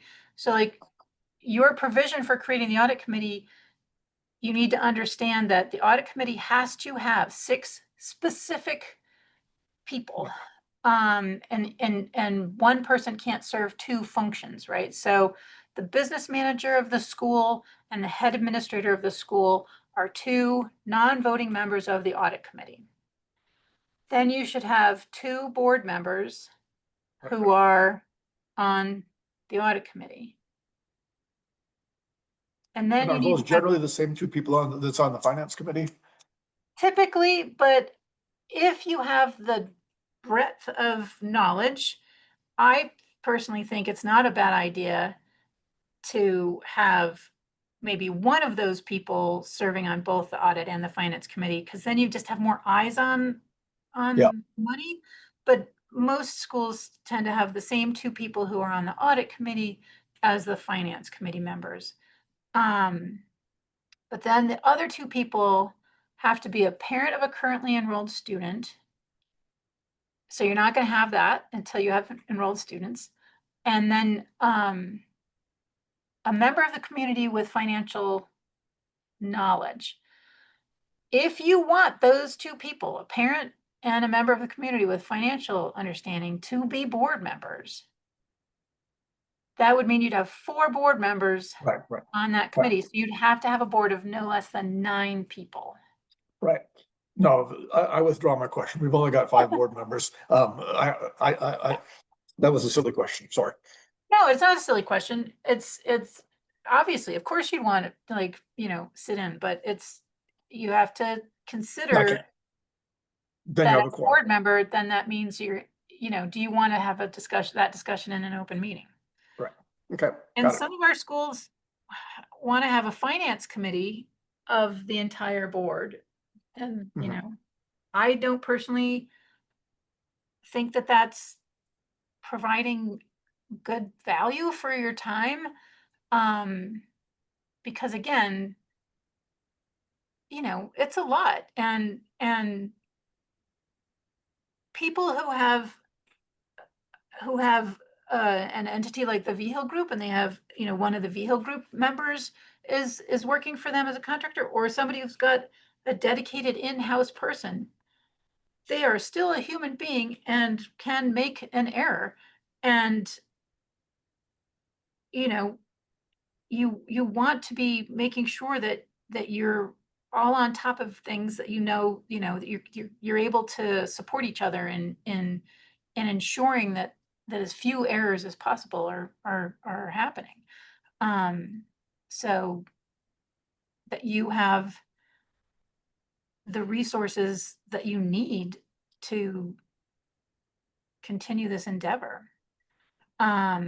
So, you know, evidence that the subcommittees have been formed and are scheduling meetings, and, you know, who's serving on those committees. Now, the next one, item number 5, the governing board has drafted an annual calendar of meetings, key governing board tasks, and reporting requirements. I will be sending you a template that we've created. You're welcome to use it and adapt it as your own, or use it as an example and create your own. That is fine. The purpose of your annual calendar is the governing board has 3 main areas that they are required to be overseeing. They need to oversee the head administrator. They need to oversee the operations of the school. They need to oversee the finances, and they need to oversee the academics. So this is an opportunity for the head administrator, the business manager, and the board members to talk about what types of things should be talked about at what point in the year. You know, the VHIL group is going to be able to say, we can give, you know, a budget to actual report. That makes sense to do that in this month, or we're going to do it in multiple months, and we're going to do these reports at this time. The board can say, well, we would really like to have, you know, a report on enrollment every month, but like academic data, you're not going to necessarily have academic data every month, but, you know, maybe you're going to want to talk about your special needs kids one month and your English language learner kids, you know, those subgroups that we talked about. And then, you know, this is when the head administrators, you say, like, this is the month that I can give you an end of year type of report. You're going to have your Safe Schools plan, which is due every 3 years. So that should live on your annual calendar. Like the draft annual calendar that you give me, you could have on it that in December of 2026, you will have your Safe School plan turned in. And then once December of 2026 comes around, you would update the calendar to say that in December of 2029, you're going to have to do that all again. So, you know, and maybe you're not going to want to have that necessarily then. Maybe you're going to want to have in September of 2029, head administrator needs to start updating the Safe Schools plan. So using it as a tool to make sure that you are in compliance. Some things are very regular and some things are, you know, you've got a 3-year cycle, you've got a 5-year cycle, you've got a 2-year cycle, you've got every quarter, you've got every other quarter, you know, and building in those things, you want to put in things like policy reviews and bylaw reviews if you're not going to do those every year, so that there can be a memory maintained of the tasks that need to be done. I've been in board meetings where I've had head administrators, a new head administrator in an instance had said, you know, I did not realize that the due date for reapplying for the grant was last month, and I've missed it. Because they were new and that just got lost in the transition. So it's trying to, there's a lot of moving parts and there's a lot of things to remember. And this is hopefully designed to be a repository for, and it doesn't matter who's the head administrator, it doesn't matter who's on the board. That document will be the glue that helps the school continue to run and function and be in compliance. So I will be sending you, when I send out this PowerPoint, I will be sending you my sample tool that you can review and like I said, adopt, or you can recreate and reimagine as your own. Missy, Kat has a question in the chat saying that there is a Safe School Summit happening November 17th through the 19th. What's So would, Say that again. Oh, there is a Safe School Summit happening November 17th through the 19th. So she's wondering if the November 17th deadline can be changed.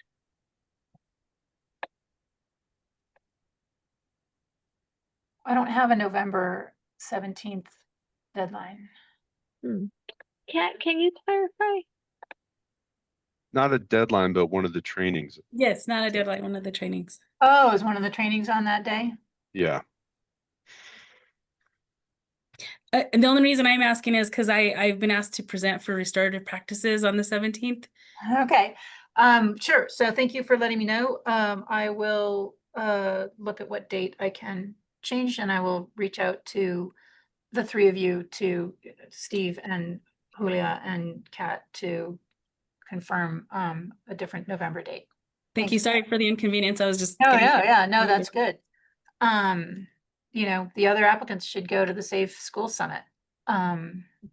So I'll look at getting invitations so that they can have that opportunity as well. Okay, number 6, transparent annual process for selecting and appointing equity council members. Okay, we've talked a little bit about that, right?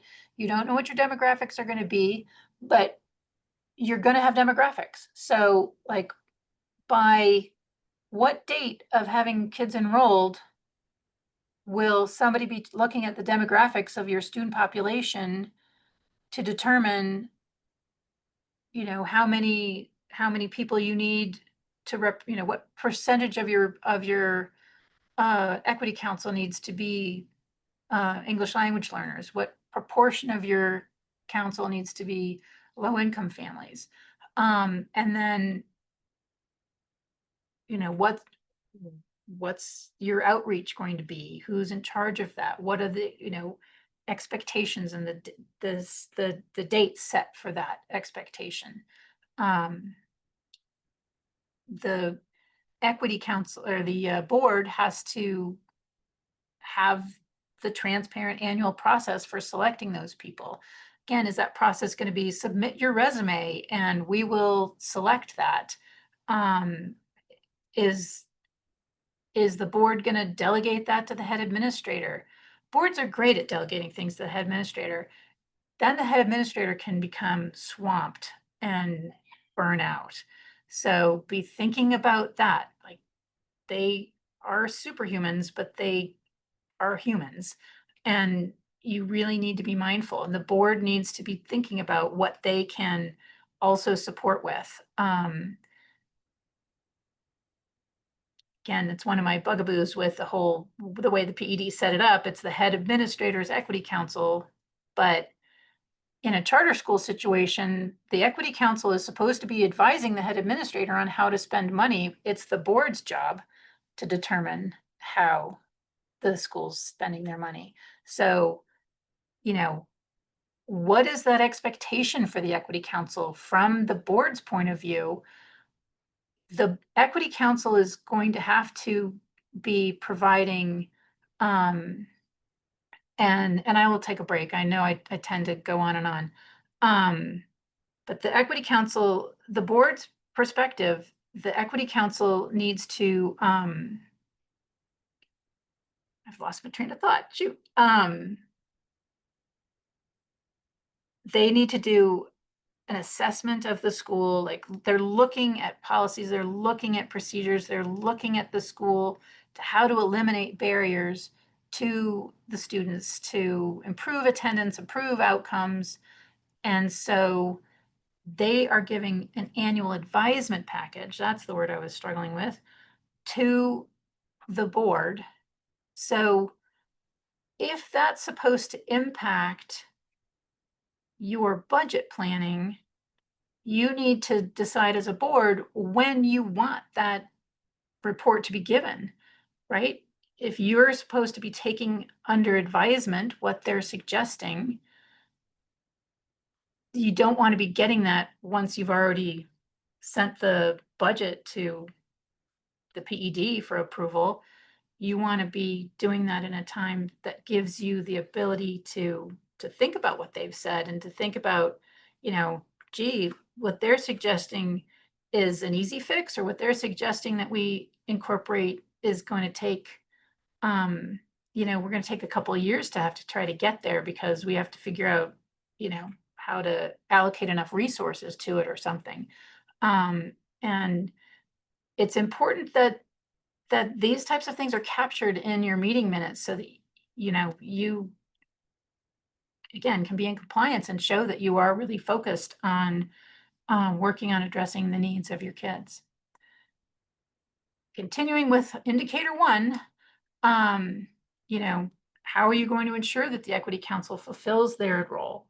Again, so build it into the calendar, set those expectations of when they're reporting to the board, when the board expects those reports to come in. Evidence that your public notice meetings, your agendas and minutes comply with state law, including live video webcasting of meetings and posting the recordings to your websites. So if you just have a Facebook page, like by the November checklist, you know, a screenshot of that is fine. But if you are working on your website, that, you know, communicate that so we can see that and we can be seeing that you've got all of those requirements. The annual Open Meeting Act resolution. So you have, in order for any board to only post their agenda 72 hours prior to their meeting, you have to have an annual Open Meetings Act statement. You do not need to use the long, exceedingly long document that the Attorney General's office provides in their Open Meetings Act paperwork. It can be a basic, simple sentence that the board will meet on the third Monday of the month at 5 o'clock at this location and online. If you're going to do virtual, you know, hybrid meetings.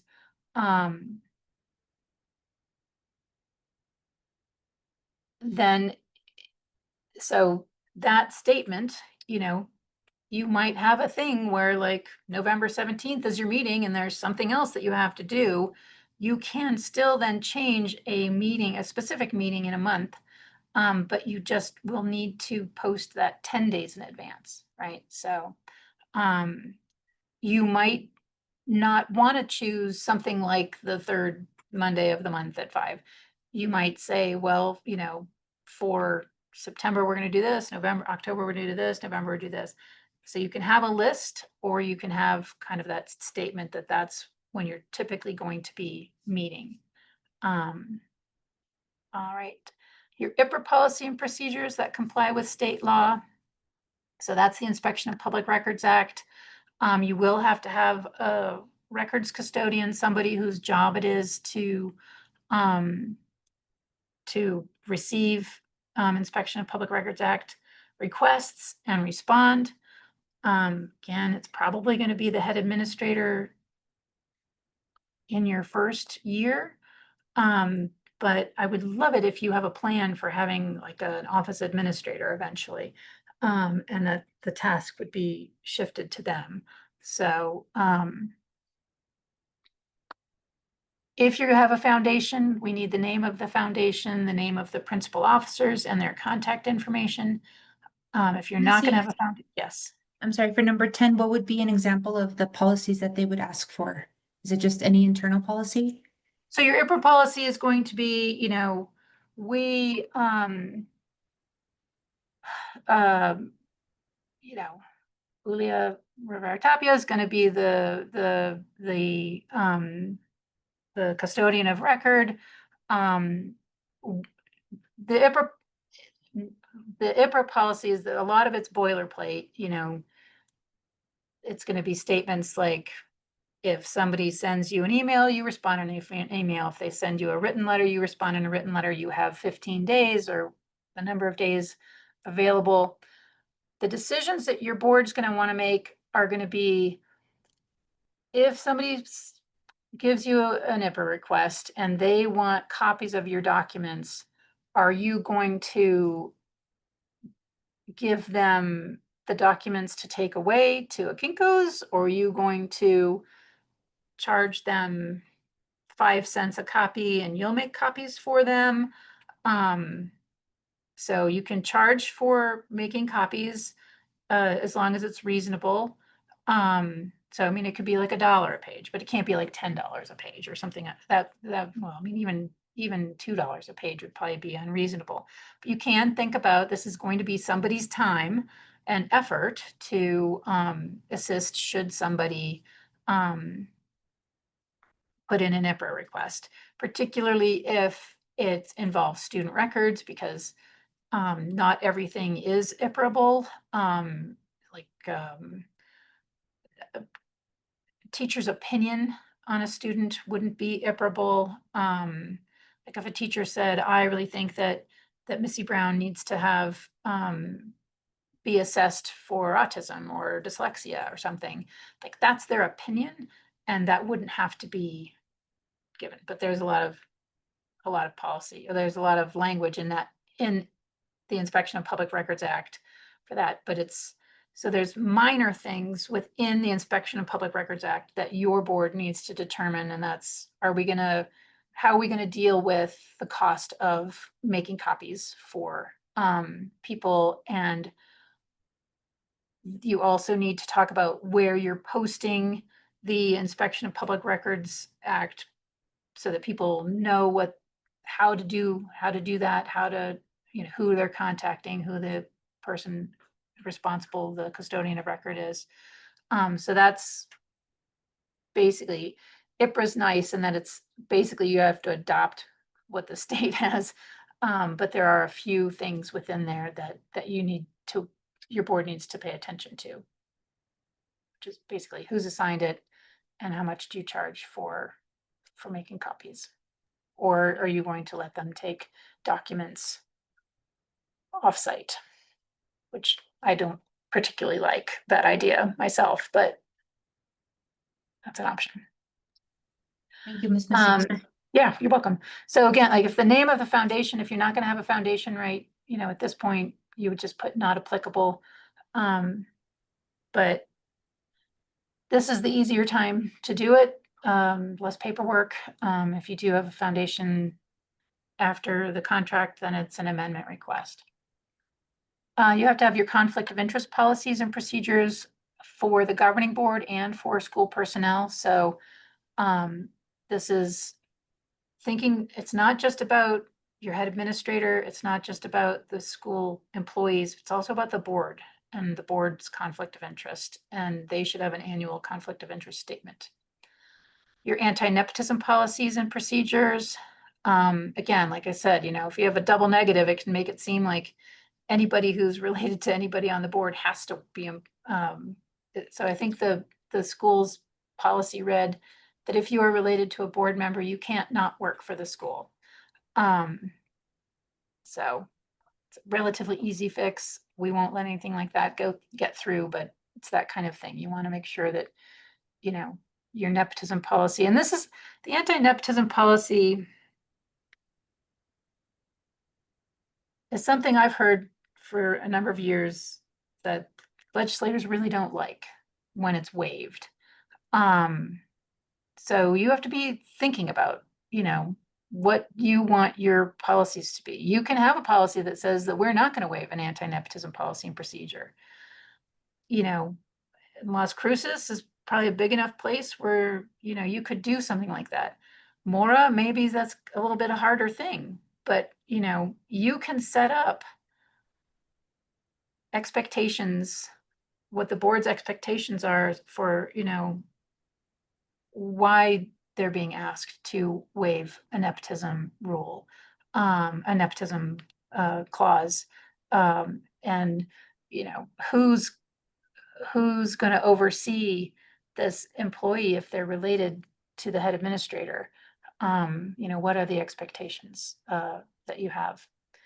And then the background check policies and procedures. I'm also going to be sending you a sample background check policy and procedure, because I was always getting policies and procedures for background checks for all of the staff at a school, but there's one staff member that was always left off, and that is the head administrator. The head administrator is a staff person. They are the employee of the board. And so there needs to be language capturing who's going to be reviewing. You can't have the head administrator reviewing their own background checks. Another thing to think about with background check policy and procedure is the board has to think about what you want to be telling a potential applicant, you know, these are the things that are no-go for us. So you want to think about, are there any crimes that somebody could have committed in the past that you're just not willing to hire them? Typically, those are going to be like a felony assault, felony child abuse, types of things. Lesser offenses like, you know, a DUI. If you've had a DUI, but it's more than 10 years old, we're not, you know, but if it's newer than 10 years old, we're not going to consider you.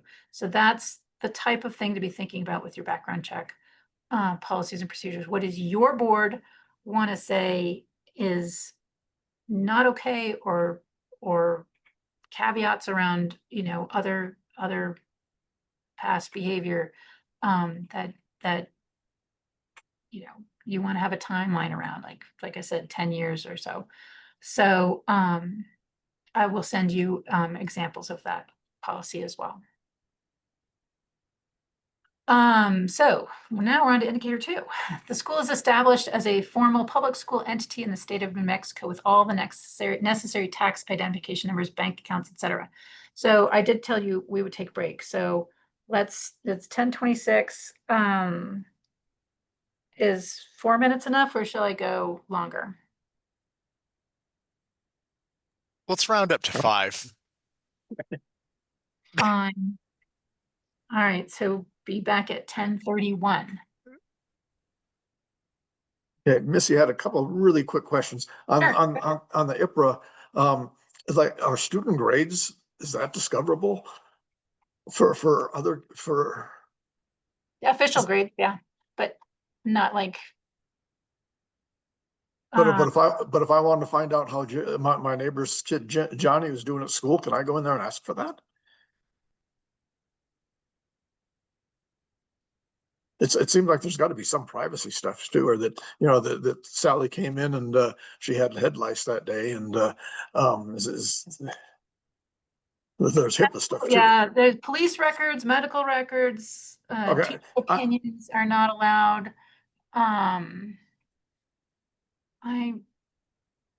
It just seems like some really strange stuff can come up. Well, sure. I mean, hopefully, I want to pause this just a second, and I'm going to stop. There we go. I know we had a number of years ago, we had a school leader was like, so they, you know, they were crafting and creating their own curriculum. You know, like, so somebody could just IPRA my curriculum and steal it. And yes. Yes. So, yeah, I mean, I've never been asked that question before. I don't know if a parent is asking for their student records. Right, that would be fine. That's one thing. I don't know if you can, if somebody who's not a parent is asking for Or information about your teacher. information about your teachers? Could I come in and ask for copies of the background check on the teachers? Could No, I they come can't in ask for, they can't ask for background checks, but they could ask for, salaries? yeah, well, that's already public information. Okay. But they could ask for, I'm like their schools, their, where'd they go to college type of transcripts and things like that, but. okay. Well, and then the other question is whether or not, you talk about a foundation, is Collins Lake Autism Center, I don't know whether or not they would be considered a foundation supporting the school. They will support the school, but I don't know if they're really the foundation because they also do a lot of other things. I think you should probably speak to an attorney, but I would, because you have clack and class, Yeah, it might not be a bad idea to have a foundation that's separate, separate. that The CLAC still, supports. it could and then- still funnel support from class, so, but it would just be Yeah. like a buffer, which I Yeah, personally think would protect both class and clack, better than not, but I'm not an attorney, so. okay. No, yeah, I need to think that through because, yeah, CLAC does a lot of other stuff other than support the class. Right, typically foundations are set up in order for a school to have a building, because a school can't go Can't borrow money. get in debt, right? And so the foundation is going into debt and then acting kind of as the landlord of the school. So, but I mean, I personally love the idea of a foundation that is set up to generate income for the school instead of taking income from the school. But Okay, I'll talk to Susan about that because yeah, I think she. yeah, that's it. And then when we get back, and I'm not sure if we're going to cover this at some point, I don't want to jump ahead. But Susan's already talked about setting up our first board meeting, and she wants to go through the Open Meetings Act, that we have to post it. And we're looking at this early October. Do we need to do that because we're not really quite there yet? We're not a Board of Finance. I mean, I think it's a good practice, right? Okay. Because I won't be looking at it. And so Okay. you guys can practice and test it, because I will be looking at your next. Okay. Well, and I've got some more questions on that, but we'll talk about that later. She was wondering whether or not, for instance, does all the board members have to be there in person, or can you do it online? And she thinks that maybe that was just only during COVID, and now that you have to be there in person. But I was at a PEC meeting and they weren't all there in person. I'm not interpreting, but this has been a great question ever since the end of the pandemic. And hybrid meetings are just a thing. That's the fact They're of a life thing, nowadays. it's a fact. Yeah. Now, if you've attended any of the recent PEC meetings, you may have heard in public comment somebody complaining about a charter school that attending the meeting hybrid, you can't understand anything that anybody says.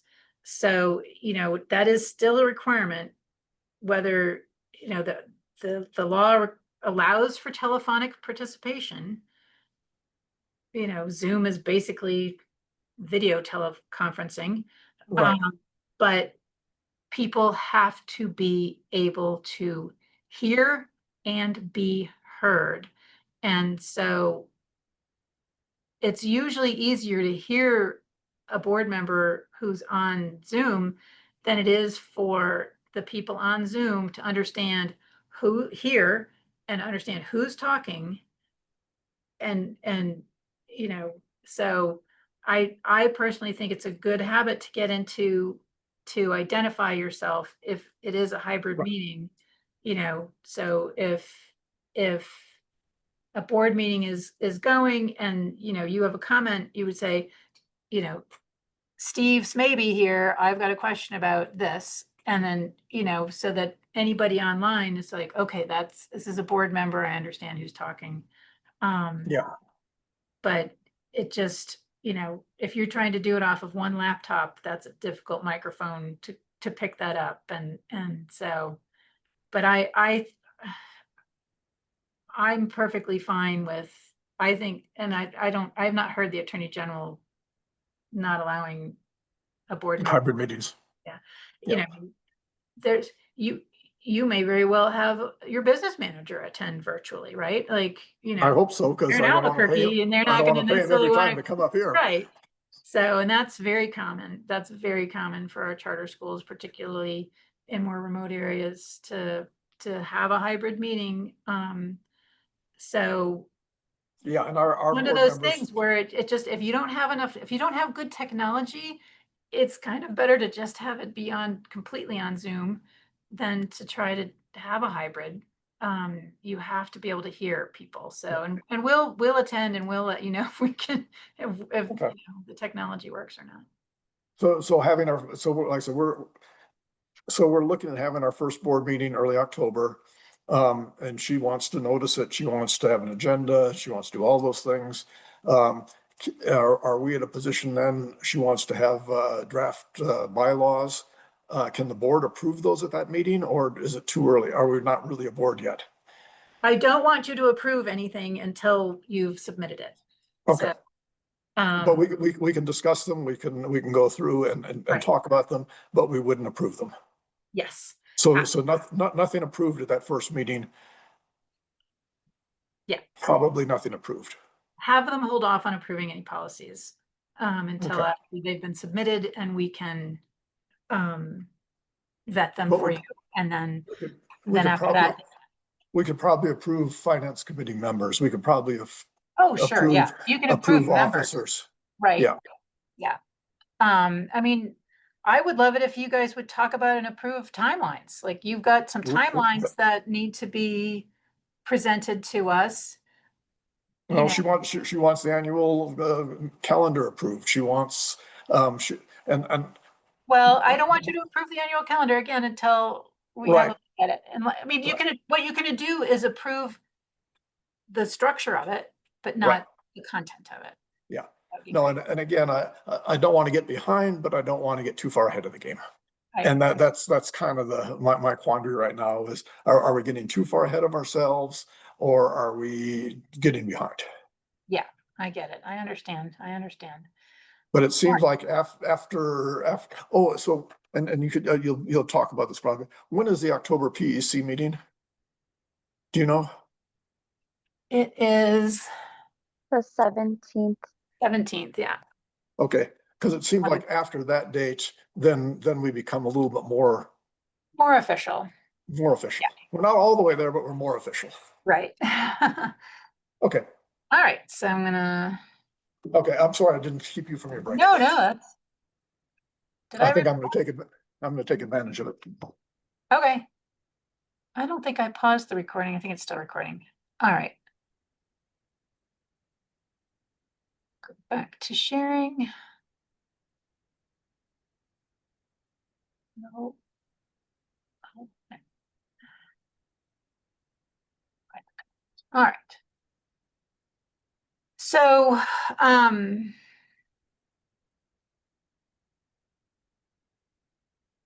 evidence that you have begun the process of securing your individual ORI number for obtaining background checks.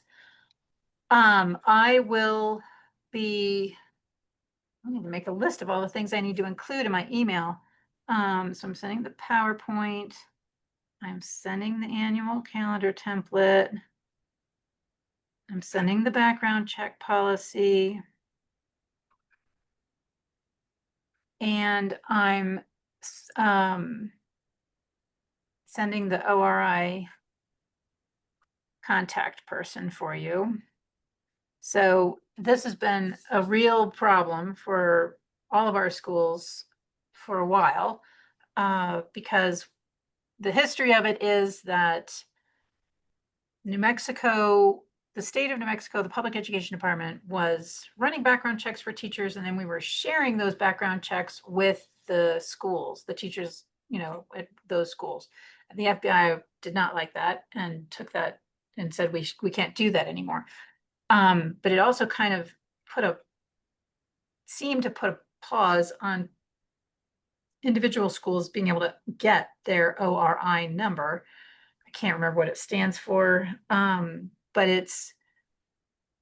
and again, when you're thinking about your background check policy,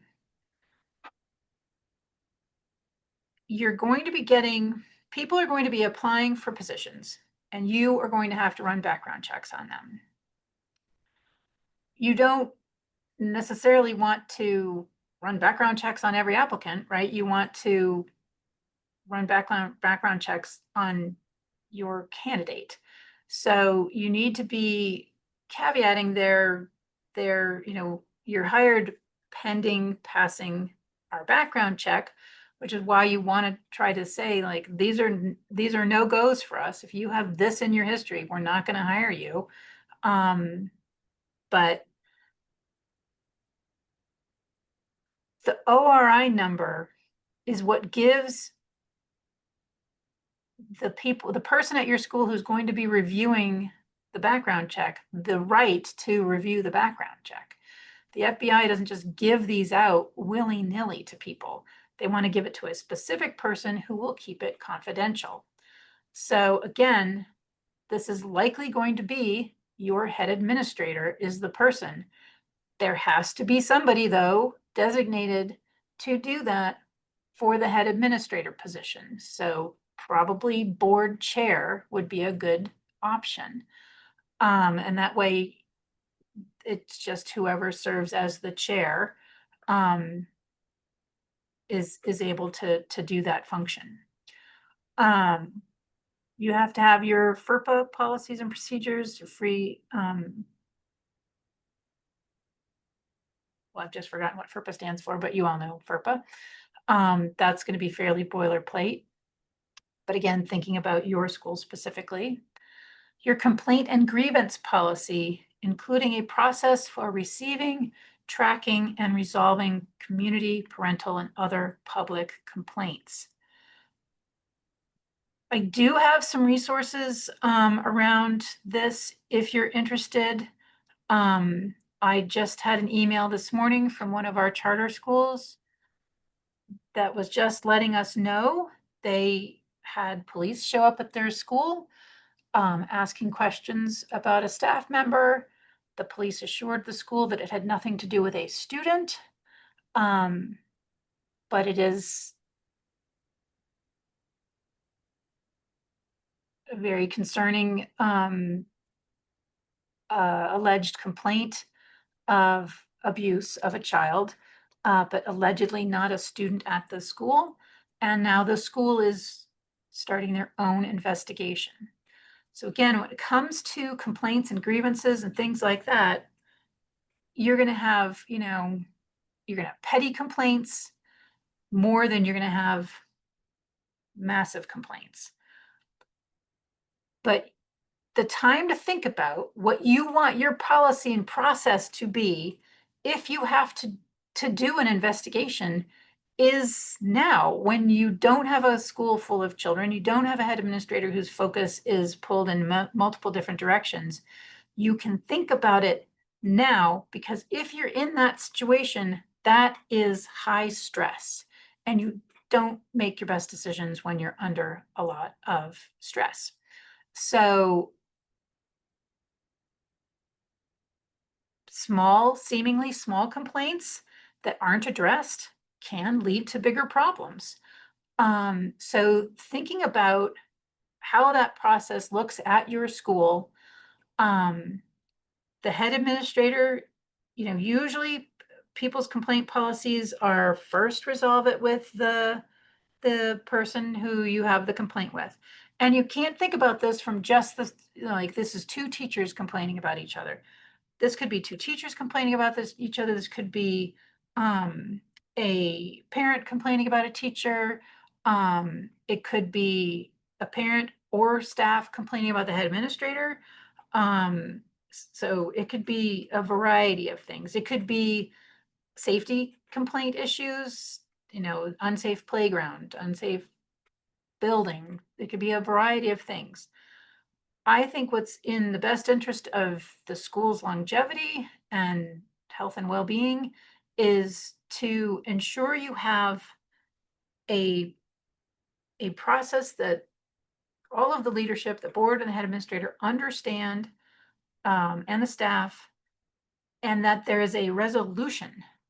So even if it's a minor complaint, that there's some type of record that a complaint was received and a date in which it was resolved. And if it's more,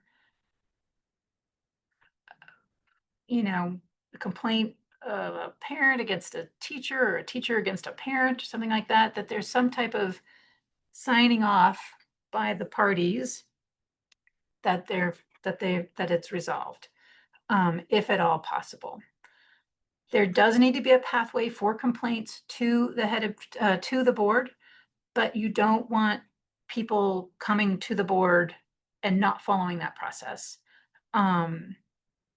So I always advise, usually boards have like an ad hoc or an executive committee, a subcommittee. So a subcommittee of a board enables that is the first hit at any complaints that don't get resolved at the head administrator level.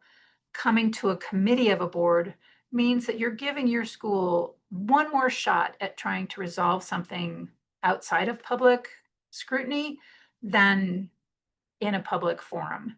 And so I highly recommend considering structuring your complaint process in such a way that you have an expectation of records to be kept.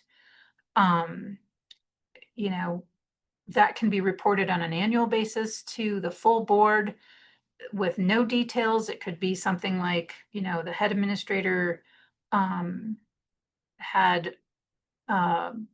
3 complaints, there was a safety concern, there was a complaint about food, and there was a dispute between a parent and a teacher. All 3 were resolved, type of thing, or 2 resolved, 1 is ongoing. That type of just report, the board's aware, the head administrator has acknowledged that and moving on, but it's being tracked. Because again, the head administrator, there's going to be so many things that happen in their day that in the morning they might know that somebody's said that the swings on the playground were not safe, and the head administrator then has a toilet flooding and they didn't get a chance to talk to somebody else to go check on the swings or something like that, and then you have an accident, right? So it's protecting your potential liability, and the board really needs to be ensuring that the process is followed. You need to have volunteer policies and procedures. How are you going to be using volunteers? What are your expectations? How are you going to vet them? How are you going to do background checks on them? You need bank records or other evidence that shows that a public entity account has been established at a New Mexico banking institution. You need to get a tax ID number, federal and state. Your non-taxable transaction certificates. You need to get your unique entity ID, which used to be called the UEI, but now it is still called the UEI, sorry. And then a W-9 submitted to the DFA through PED. Again, if you're working with an established business manager, they're probably familiar with a lot of those fiscal issues. Indicator 3 is your initial basic operating policies and procedures have been developed in a that I took approved by the governing body out. Shoot. All right. It says they have to be approved by the governing body. Just be aware that we might be having to make adjustments to it and they'll have to reapprove it. So again, this is a plan, your curriculum development plan. So what's the timeline? What are the benchmarks you've established? Who are the responsible parties going to be? Again, this isn't necessarily a person's name, but a position member. Like this is going to be done by a board member. This is going to be done by the head administrator. This is going to be done by, you know, whom, what position level, including the Equity Council, and ensure development of curriculum identified in the application and aligned to your mission, goals, and New Mexico content standards. So this is your plan for how you're going to be developing your curriculum. If you're going to be using established curriculum that's already been vetted by the state and things like that, that can be your timeline. Like we're adopting high quality instructional materials that the on the PED list, or we're developing our own curriculum, or we're buying this canned curriculum. What's the timeline? What are those benchmarks that you have to meet? Who are the responsible parties? Like, for example, one of the applicant teams last year, they were adopting a curriculum plan established by an external entity. And so for them, then the question was, well, how is it you have to show us that your curriculum is aligned to New Mexico Common Core standards? So, and your curriculum needs to all be in place and final by May 1. So this is just the first check-in on that curriculum plan.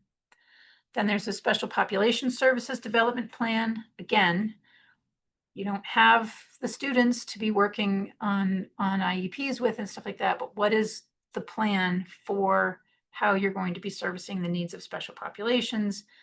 Develop those plans, policies, and procedures for serving your special ed, your EL, your gifted, your 504. Assurance that the school has consulted with the Indian Ed Division. So we're going to be setting that meeting up.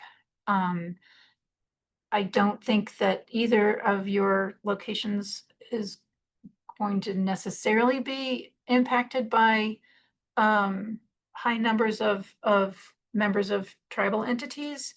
But you and your board need to understand that when you do have demographics, when you do have numbers, that you all understand the numbers and what you need to do should you become an Indian Ed impacted school. And that's kind of what the meeting is about.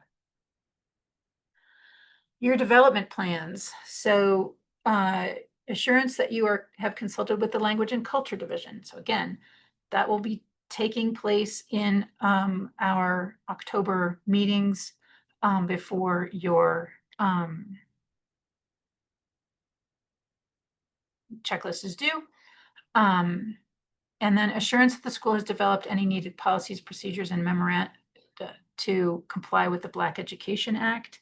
So you will need to have a link to the anti-racism and anti-oppression hotline on your website. You'll have to have a link to the Sunshine portal on your website. But again, we'll work with you on all of those requirements. What is the Sunshine portal for? The Sunshine portal, what's it for? I don't know how to use the Sunshine portal. The Sunshine portal is supposed to be for the public to be able to see how money is being spent, right? So salaries are all public information, and somehow magically, which in a way that I've never been able to figure out, you should be able to click on the link to the Sunshine portal. And then if I wanted to find out, what any of your salaries were, if you're working at the school, I should be able to technically go in and do that if I have some information. So that's what it's for. To be in compliance, you have to have the link. Okay, so that'll be sent to us, right? Okay. And then when do we start really, obviously, we don't have, the class does not have a website yet. And there's going to be quite a bit of work to put that together. Kind of what's the expectation of when we have a website available, and where do we post things in the meantime? So typically people post things to Facebook in the meantime, but it is one of the things that has come to my attention. Like, why don't we have anything about websites on the IY checklist because there's so much that we're checking on. And so I'm going to ask you guys to kind of let me know when you're getting close to launching your website. If there's a way for me to look at it so I can help you, or I can just give you, exemplars of good websites. But I want to make sure that they're critical. We can't, like, your lottery information and your enrollment information should be separate. You really shouldn't have enrollment documents on your website, just lottery stuff. There are independent entities that check charter school websites to make sure that they aren't, one of the complaints against charter schools is that you're not public schools. You're not accepting everybody.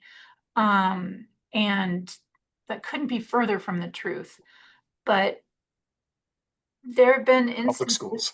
there's been instances where when you look at some charter school websites today, and you would not know that they were a public school. You would think it was a private school, and they are kind of intentionally doing that. You can't conflate enrollment with lottery. Lottery information should be extremely minimal. You don't need to know anything other than you've got a person who wants to join your school, and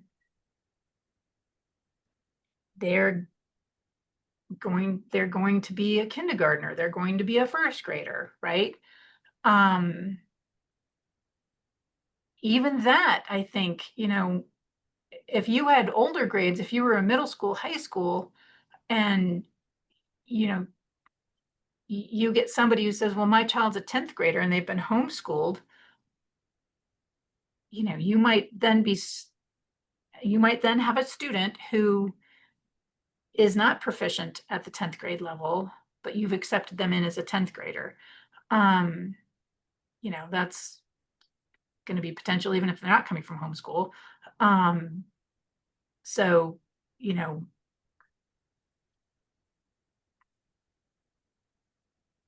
what are your school policies around that? But lottery should just be, I would say you don't need a name, you don't need a gender. You need to know how many kids, what grade level, and how do we contact you if you've been chosen. And then after that, you can send them your packet of enrollment paperwork. So we have some time. We'll be, working on talking to you about your website and Yep. what should and shouldn't be on there. And I really, again, cannot stress enough how much I want you guys to be successful. And I'm, from past experience, I know now that I need to be more involved and engaged with helping you around your websites so that I'm not going to be, telling you don't use those colors. I'm not going to do that, but like making sure that you have the things that we need to be able to see. I mean, I'll tell you this right now, with whoever you're talking to about building your website, if they ask you if you want a search button, say yes. I love websites that have search buttons, because then when I'm searching for something like the Sunshine Portal, I can just type in Sunshine Portal and find it, and I don't have to, dig around. And I know that members of the public could do the same if they happen to know to look for Sunshine Portal.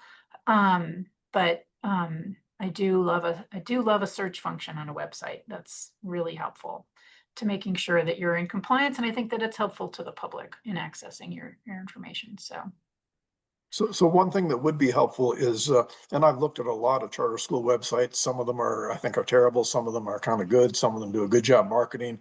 Some of them are so confusing. Some of them, the board minutes are a year behind. They're just all over the map.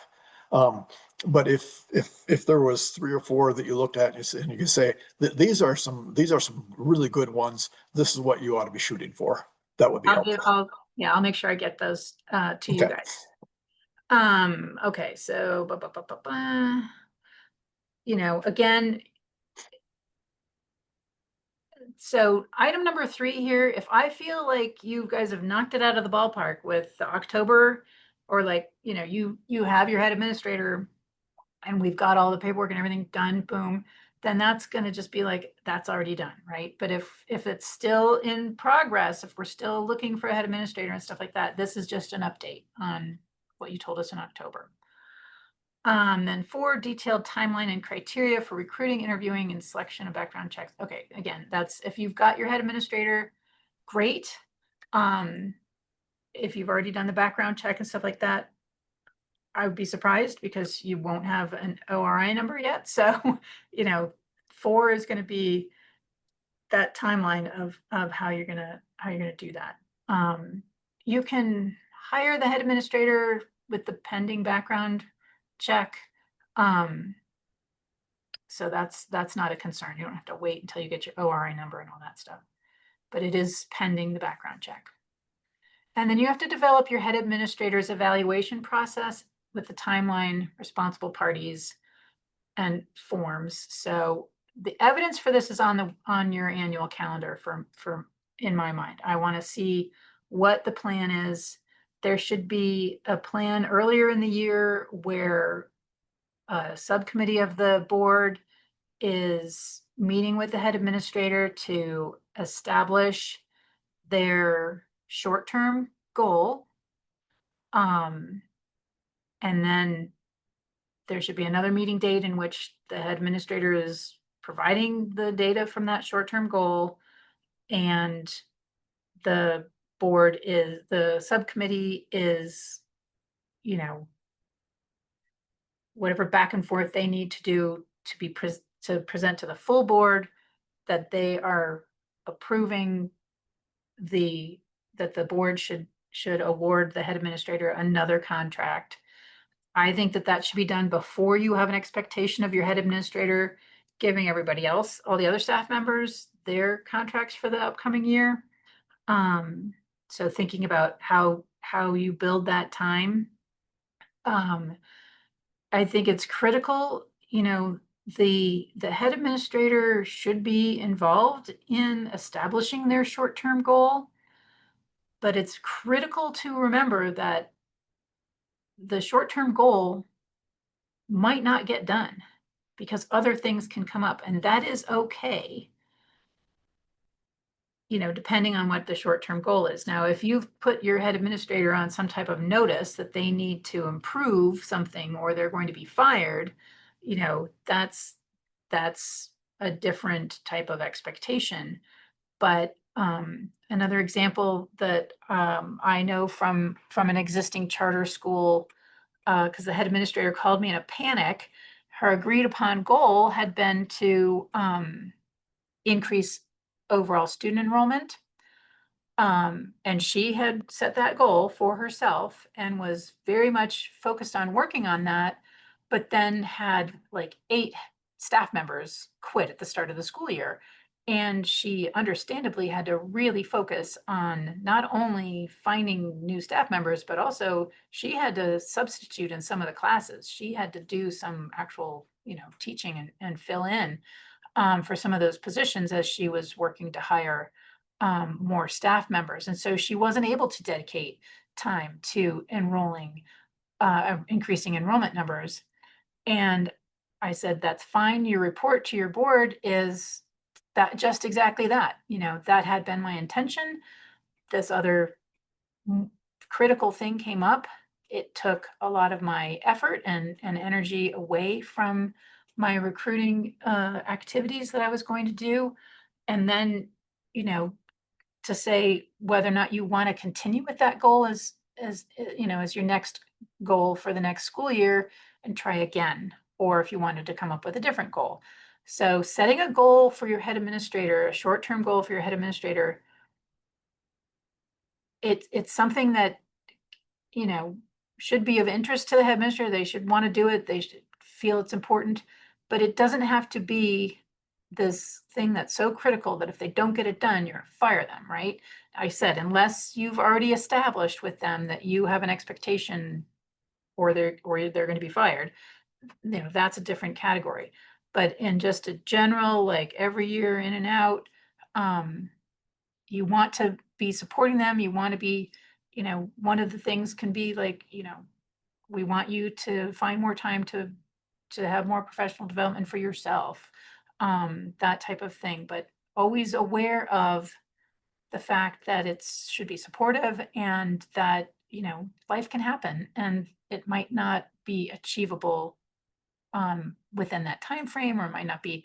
So it's not a mechanism for firing them, but the board does need to have some type of mechanism to be able to track the head administrator if they do have to establish grounds for dismissal.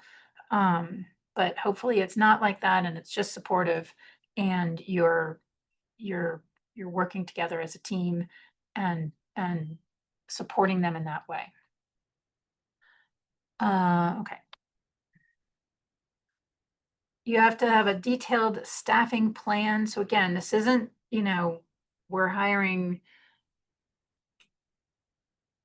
Vanessa Jones for this position. It's in our first year, we are going to have these staff positions. They require this level of licensure, and we hope to have the candidate in place by this date, right? So probably, you know, June, July kinds of dates. Enrollment processes and policies that comply with state and federal requirements. So again, your lottery, there's a lot of state guidance around that. I've talked about that somewhat. The form that you're going to use. So what form are you going to be sending out? And what are you going to have on that form? Again, if you're going to say that you want to have information about, do they have an IEP? Are they low income? We're going to tell you no, you can't use that. You want to just make it very transparent and clear that you are accepting of anybody who applies to your lottery. Your enrollment policies that comply with state guidance, again, like that, you can have, once they've made it through the lottery, then you're asking for, do you have an IEP? Do you have, you know, what special needs do you have? How are we going to help you to be the best student you can be? And all the other information. So what necessary forms are you going to be having for the enrollment process? You know, you're going to have forms for the parents' information and student information and things like that. It's not filled out all blank. Evidence that the school is advertising, including the methods of advertisement to recruit diverse student populations. So, you know, this can be examples of newspaper ads, hopefully in multiple languages that you're putting out, or screenshots of social media campaigns and things like that to get the word out. But I would recommend that you know, make things multilingual as much as possible. Missy, real quick question on some of the lottery stuff. I just keep on coming up every night with different scenarios. Could a parent, let's say their kid's in third grade right now, but they're way behind. Could a parent say, I want to enroll them in second grade? Yeah. And then secondly, let's say in our case, we have a limited number of kids in each class or in each grade level, but we didn't get many third graders applying, but we got a lot of fourth graders. Can we have different level? Can we say, okay, we're going to take, we only had 3 third graders. Our student cap is this. We have room for 3 more kids. We've got some extra ones in second. We've got an extra one in first. Can we go through there and accept kids in different levels, even though we didn't fill up because we didn't fill up the third grade one? It depends on, you know, like if you had planned on having 10 kids at a fourth grade and 10 kids at a third grade, and you only got 5 kids in your third grade, and now you want to have 15 kids in your fourth grade because you've got a waiting list. It's going to depend on staffing and right. you know, did you tell us you're having a 1-to-10 ratio? Or you told us you're having a 1-to-20 ratio, like what? So we just have to look at those specifics. I don't, Third and fourth graders have the same teacher. It really didn't impact that at all. It just, I didn't know whether or not how much Right. flexibility. And because again, it seemed like you could say, oh, you know, there's a kid that we really want, and he's going to be in second grade, and we've got a waiting list there. Let's add an extra second grader as opposed to another fourth grade. Yeah, it just seemed like it could get messy. as long as But- you're not going over your overall cap, and as long as it's not impacting your student to teacher ratios, that would Okay. require like an additional teacher and things like that. But another thing to think about is, you know, what if you've got parents who are separated and one of them wants to enroll their student at their school and the other one doesn't? I'm sure there's all kinds. Yeah, so that is something that I've come across, and you know, you might want to consider that your policy states that both custodial parents have to agree. That would protect you from any getting involved in any issues with that. But the grandmother wants it, but the parent doesn't. The parent is spaced out, and even though Right, they're well, still the guardian, who's- the grandma makes most of the decisions, and yeah, I'm sure Yeah. you get all kinds of things. Who's the custodial parent, right? So, so indicator 7 is more than, we're gonna have more of a discussion on this than right today. This is on your academic choice, and I'm going to talk about this with you more in depth before you make this decision on which state accountability system you're going to choose. Option 1 is just going with the state accountability system. The options do not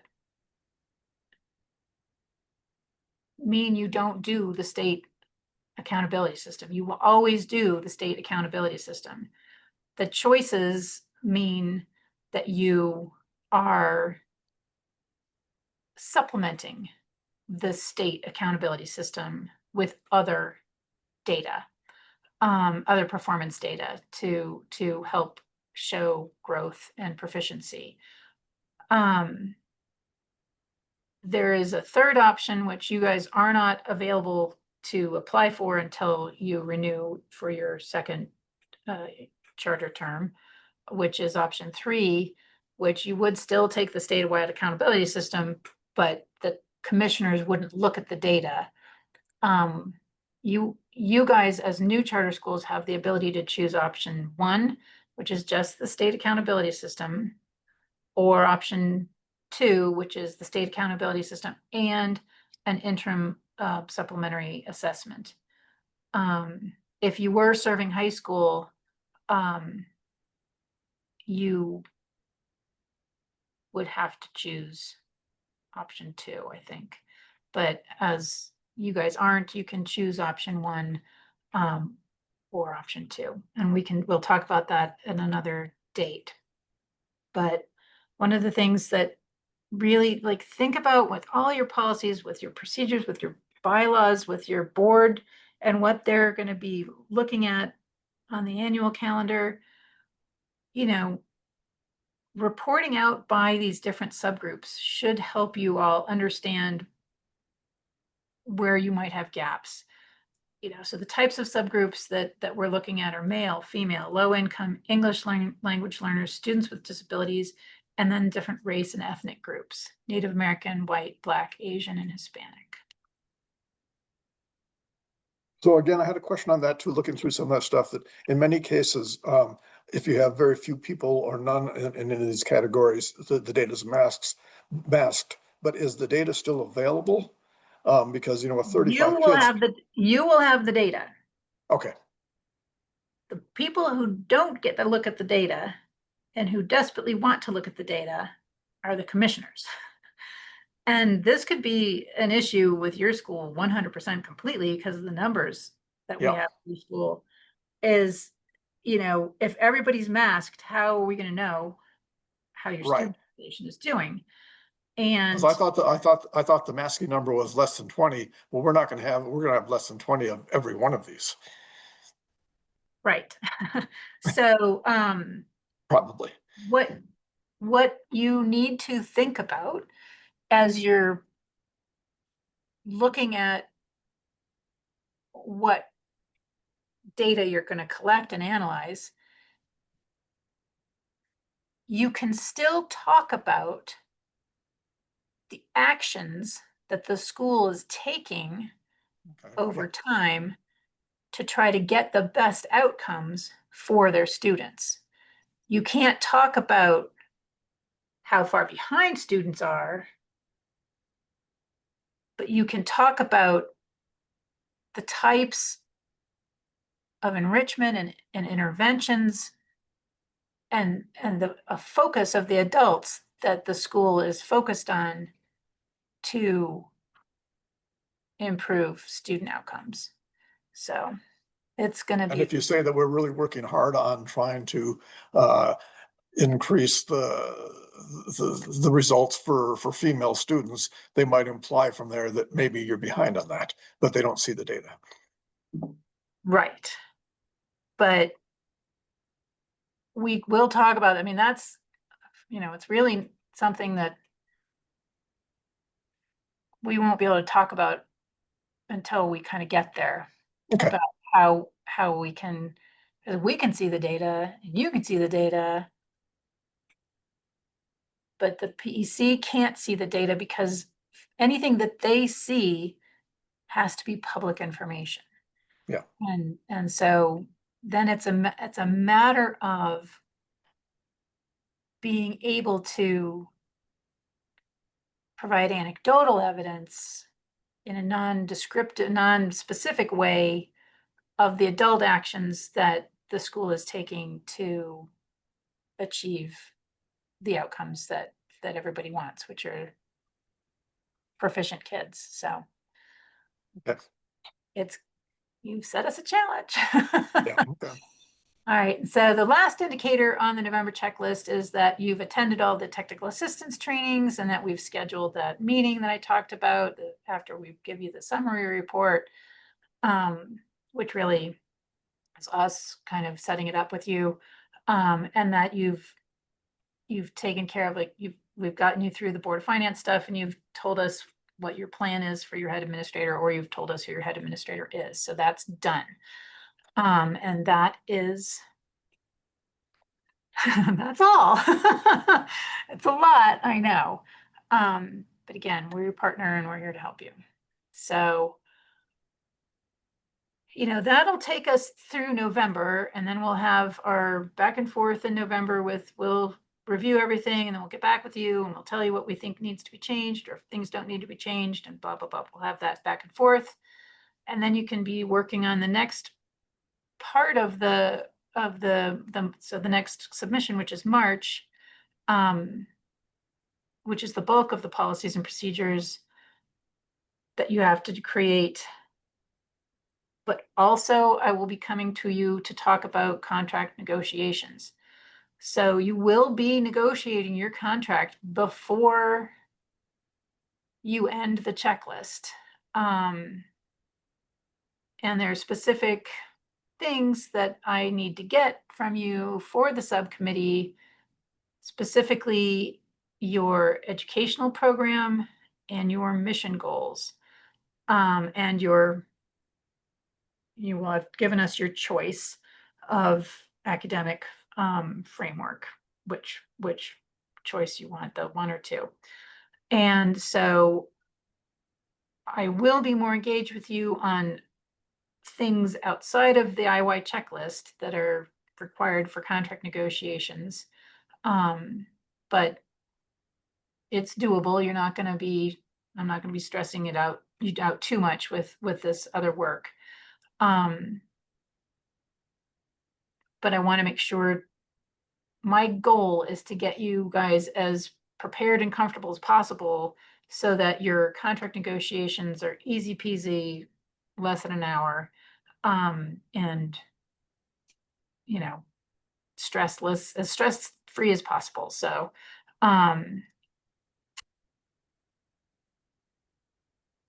hopefully you can rest easy and know that that'll be fine. But there are some specific things that we will need to do, like your mission goal. We can't just take what you said in your new application and say that that's what we're doing, right? We have to make sure that that is exactly how that's being measured and stuff like that. So we'll be talking more intensely about that. Your school's educational program is needs to be written as kind of a guideline for not just the charter schools division, but say anybody coming to your school. And this is what people would expect to see on any typical day. And so like, say, Collins Lake Outdoor School, a lot of it is, seeing activities outside, but the day we come for a visit, it's raining, right? It doesn't mean that you're going to fail your site visit or your educational program. But it's more on like, you'll see students engaged in, like, if I'm coming from a Montessori background, I would be saying, you will see children working independently, working in small groups, working in, having full group lessons at circle time, individualized lessons, group lessons. I would kind of describe in general what people could expect on any typical day. And I will help you with making sure that that's written in a way that will be acceptable for the commissioners. But really it's shifted over time from what it used to be. And now it really want to be clear specifically to CSD staff. So like, for example, I used to go on site visits to the charter schools that are Montessori schools because I understand Montessori and I could translate that to my coworkers. Now, Lucy's been on enough site visits with me that I don't need to go with her anymore. She understands what that Montessori pedagogy looks like. But Robert or Yarling or Greg might, what we want to try to do is like take any of our preconceived notions of what it should be, like even Montessori. Like if I was more of a purist and thought, well, Montessori has to have this, this, and this. And I go to your school and you're more of a modified Montessori, and I'm going to mark you down because it doesn't look like how I expect it. And that's what we want to avoid. We want for our team to be seeing what your description of what it looks like, so that when we're coming in, yes, we see that the children are working in this way that the school has talked about. And again, we've got examples of that, and we can go over that as the time comes and gets near. And I'll be pulling from your application and kind of starting a draft so that we have something to work off of, and not just create whole cloth. So,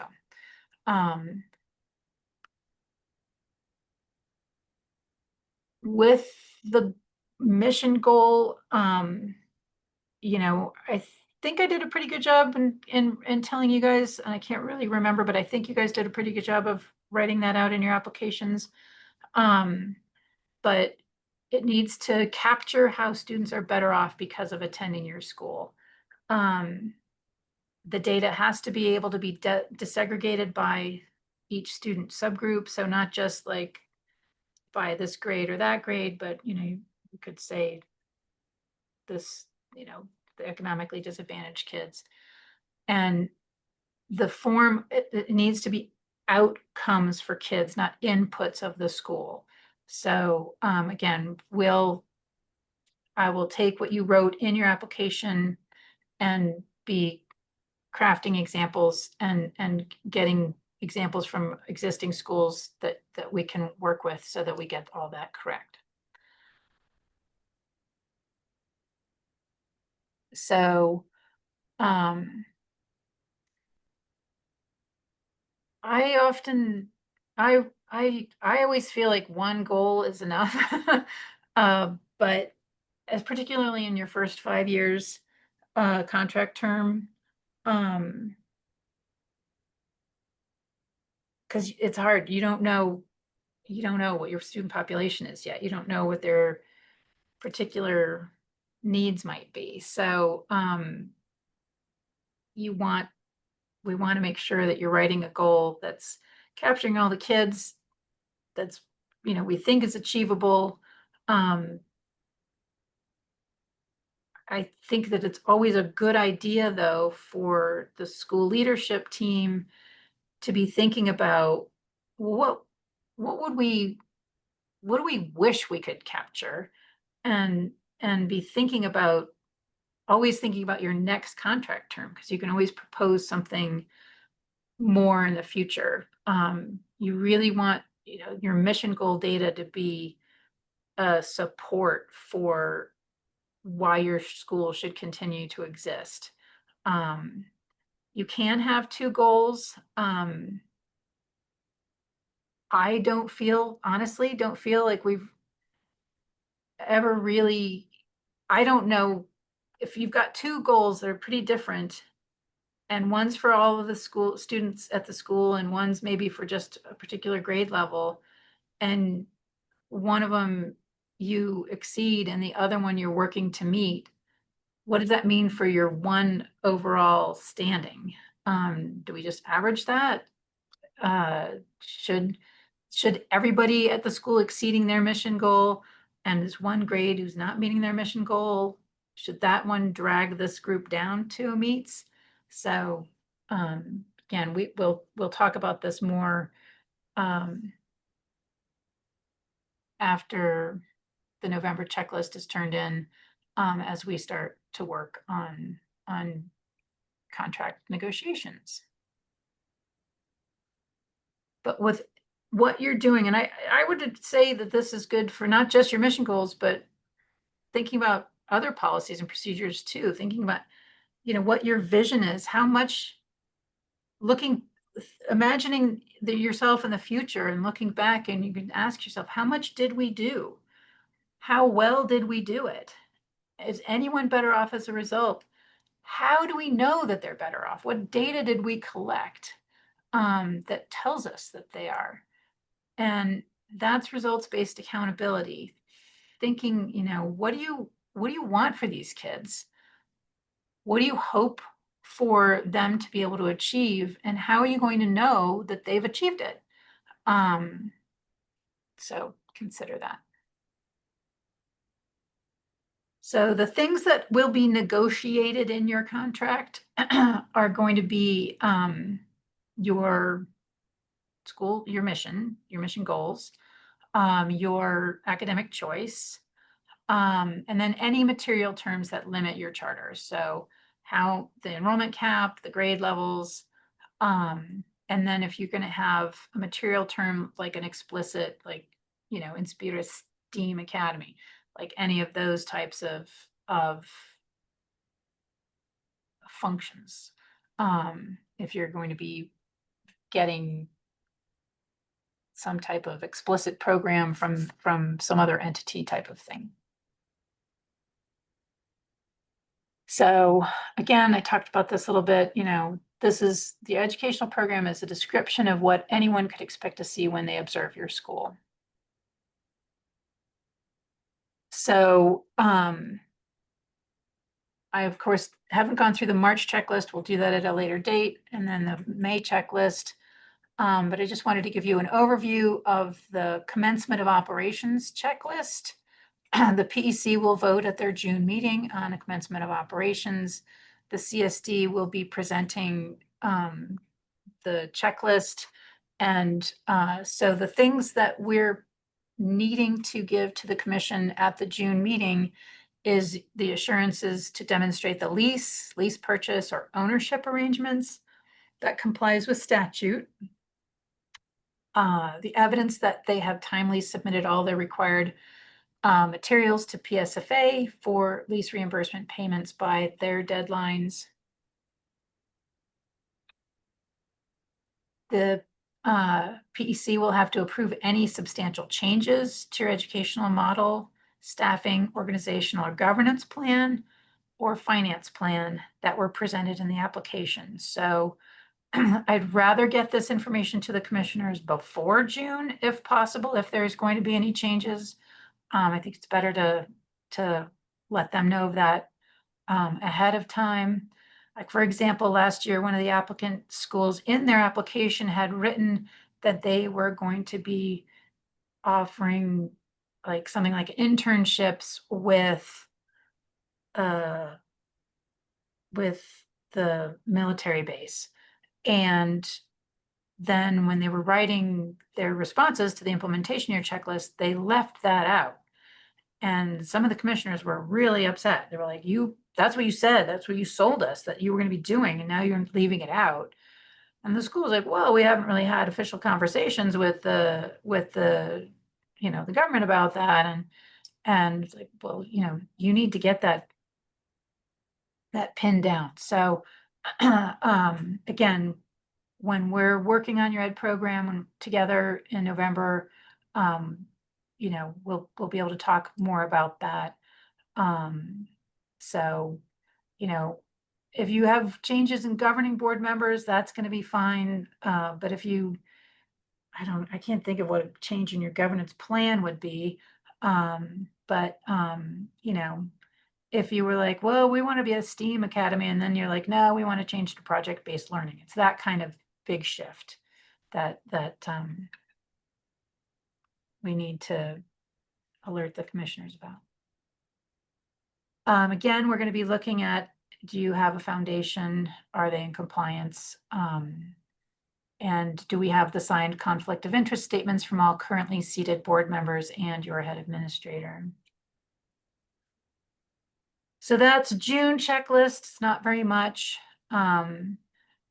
By whenever you know what your opening date is going to be, when your first day of school is going to be, if you let us know, then we can schedule those pre-opening site visits for 2 weeks prior to your opening.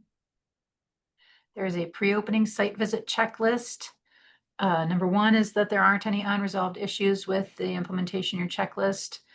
Number 2 is that you have your curriculum framework is articulated in writing. It matches your school's mission and goals. And then we've got all of the resources and example books and example tests and unit lessons and stuff like that. That you've implemented and adopted a budget and all the mandatory policies. And then if you are at least, if the school is at less than, I'm sorry, can't read. So that's why I was so confused. So if you are less than 95% of your budgeted enrollment, what's your plan to adjust? So hopefully you're 100% of your budgeted enrollment amount.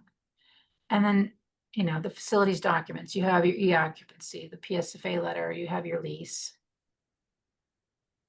You have staff. You have recruited and hired adequate teachers and support personnel, and they have licensure and signed contracts and background checks, and that they're following nepotism, conflict of interest policies. You've got a licensed special ed provider, licensed gifted provider, either on staff or contracted. And if you don't have any identified students requiring those types of teachers, that you have a plan to provide them once you do have students. And then evidence of a licensed diagnostician available for special education evaluation referrals. And then all relevant and necessary forms, student forms completed and on file. So we'll be looking at staff files, looking at teacher files. and all that fun stuff. Making sure you have furniture. So the checklist dates are October 1st, November 1st, March 1st, May 1st. Contract negotiations be in February or March. I try to push for March. The PEC attorney tries to push for February. So I'll let you know as soon as I know the dates. Then we have the June PEC meeting, which is the commencement of operations, and then the pre-opening site visit, which is 2 weeks prior to your opening date. So for the Board of Finance, we want to get your board fully trained as soon as possible. And then with all that paperwork, we can put you on the agenda for the PEC's October meeting. By November 1st, you'll submit all the required elements of the November checklist, and then we'll review that stuff. When we give you our summary report, we will set a meeting to not be less than 10 days or more than 10 days after that report is delivered. So what I want you to know, you're going to draft, submit, you'll get feedback. We'll say okay, or we want you to rework it, and then the board can approve it. So you'll give us the draft, we'll review policies, statute, law, contract, make sure everything's feasible, it's aligned with what your application was like, and is compliant. And then we'll give you the summary report, we'll have the conference. Everything will be red line edit until we are all in agreement, and then you can accept all the changes and give it to your board for approval.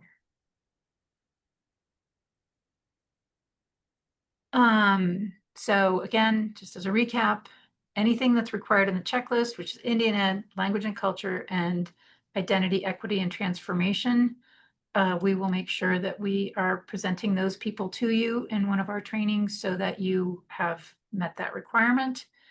There's a lot that's not required in the checklist, but we want to have you have the opportunity to meet and understand what they need with Public Schools Facilities Authority, school budget, special ed, safe and healthy schools, student wellness, college and career readiness, licensure, assessment, and many, many more.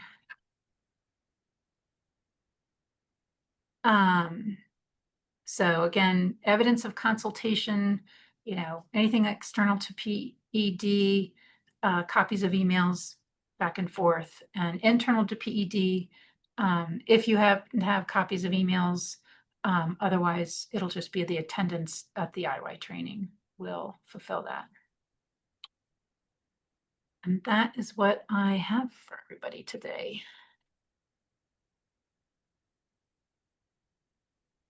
So I have a lot of emails to get out to you with a lot of information in them. And so you can be looking for those from me today. Julia, if you can start getting me the names and emails of your board members so I can get them set up in Canvas. Yes, ma'am. I just sent it to you. Okay, awesome. And Steve, I still need to work on Marvin. Macaulay, I think is how you pronounce his name. Yeah, I know he was, I saw some response from somewhere that one of them was having trouble getting in. Right, so Dr. Kappas is in, but Marvin, there was confusion about his email having 3 M's in it, so it's not a mistake. Oh, yeah. Email address. Okay. I hope that was the only problem. So Okay. I hope you guys are And- excited and not too overwhelmed. But I think the takeaway is that, this is the time to be stumbling around and figuring it out and really thinking deep, because you're not going to have that time in the future. You're going to have school running full blast. And so this is I hesitate to call it a calm before the storm. It's not exactly calm, but you're a bit in the leeward side of the ship. You're not getting blasted by the salt and spray and the wind as much as you will be. So, but you'll have confidence in that you've got the foundations that you need with your policies, your procedures, in order to be successful. So, so I appreciate you all, and I will be emailing you so much you'll be annoyed with all my emails. I will try to make sure that I'm not bombarding you though. So, okay. And I got all my questions answered. Thank you. I highly doubt that, Steve. I'm sure you're gonna have more Well, I've got all my questions answered as of right now. as of right now. Yeah, I appreciate that. All right, people. So if anybody doesn't have, if there aren't any more questions, I'll end it. And Kat, do you have a question? Just want to make sure you and I are meeting tomorrow morning, right? Because I have all the questions. So, so take your medicine now. I'm gonna give you a headache tomorrow. I will be prepared, Okay, emotionally and physically.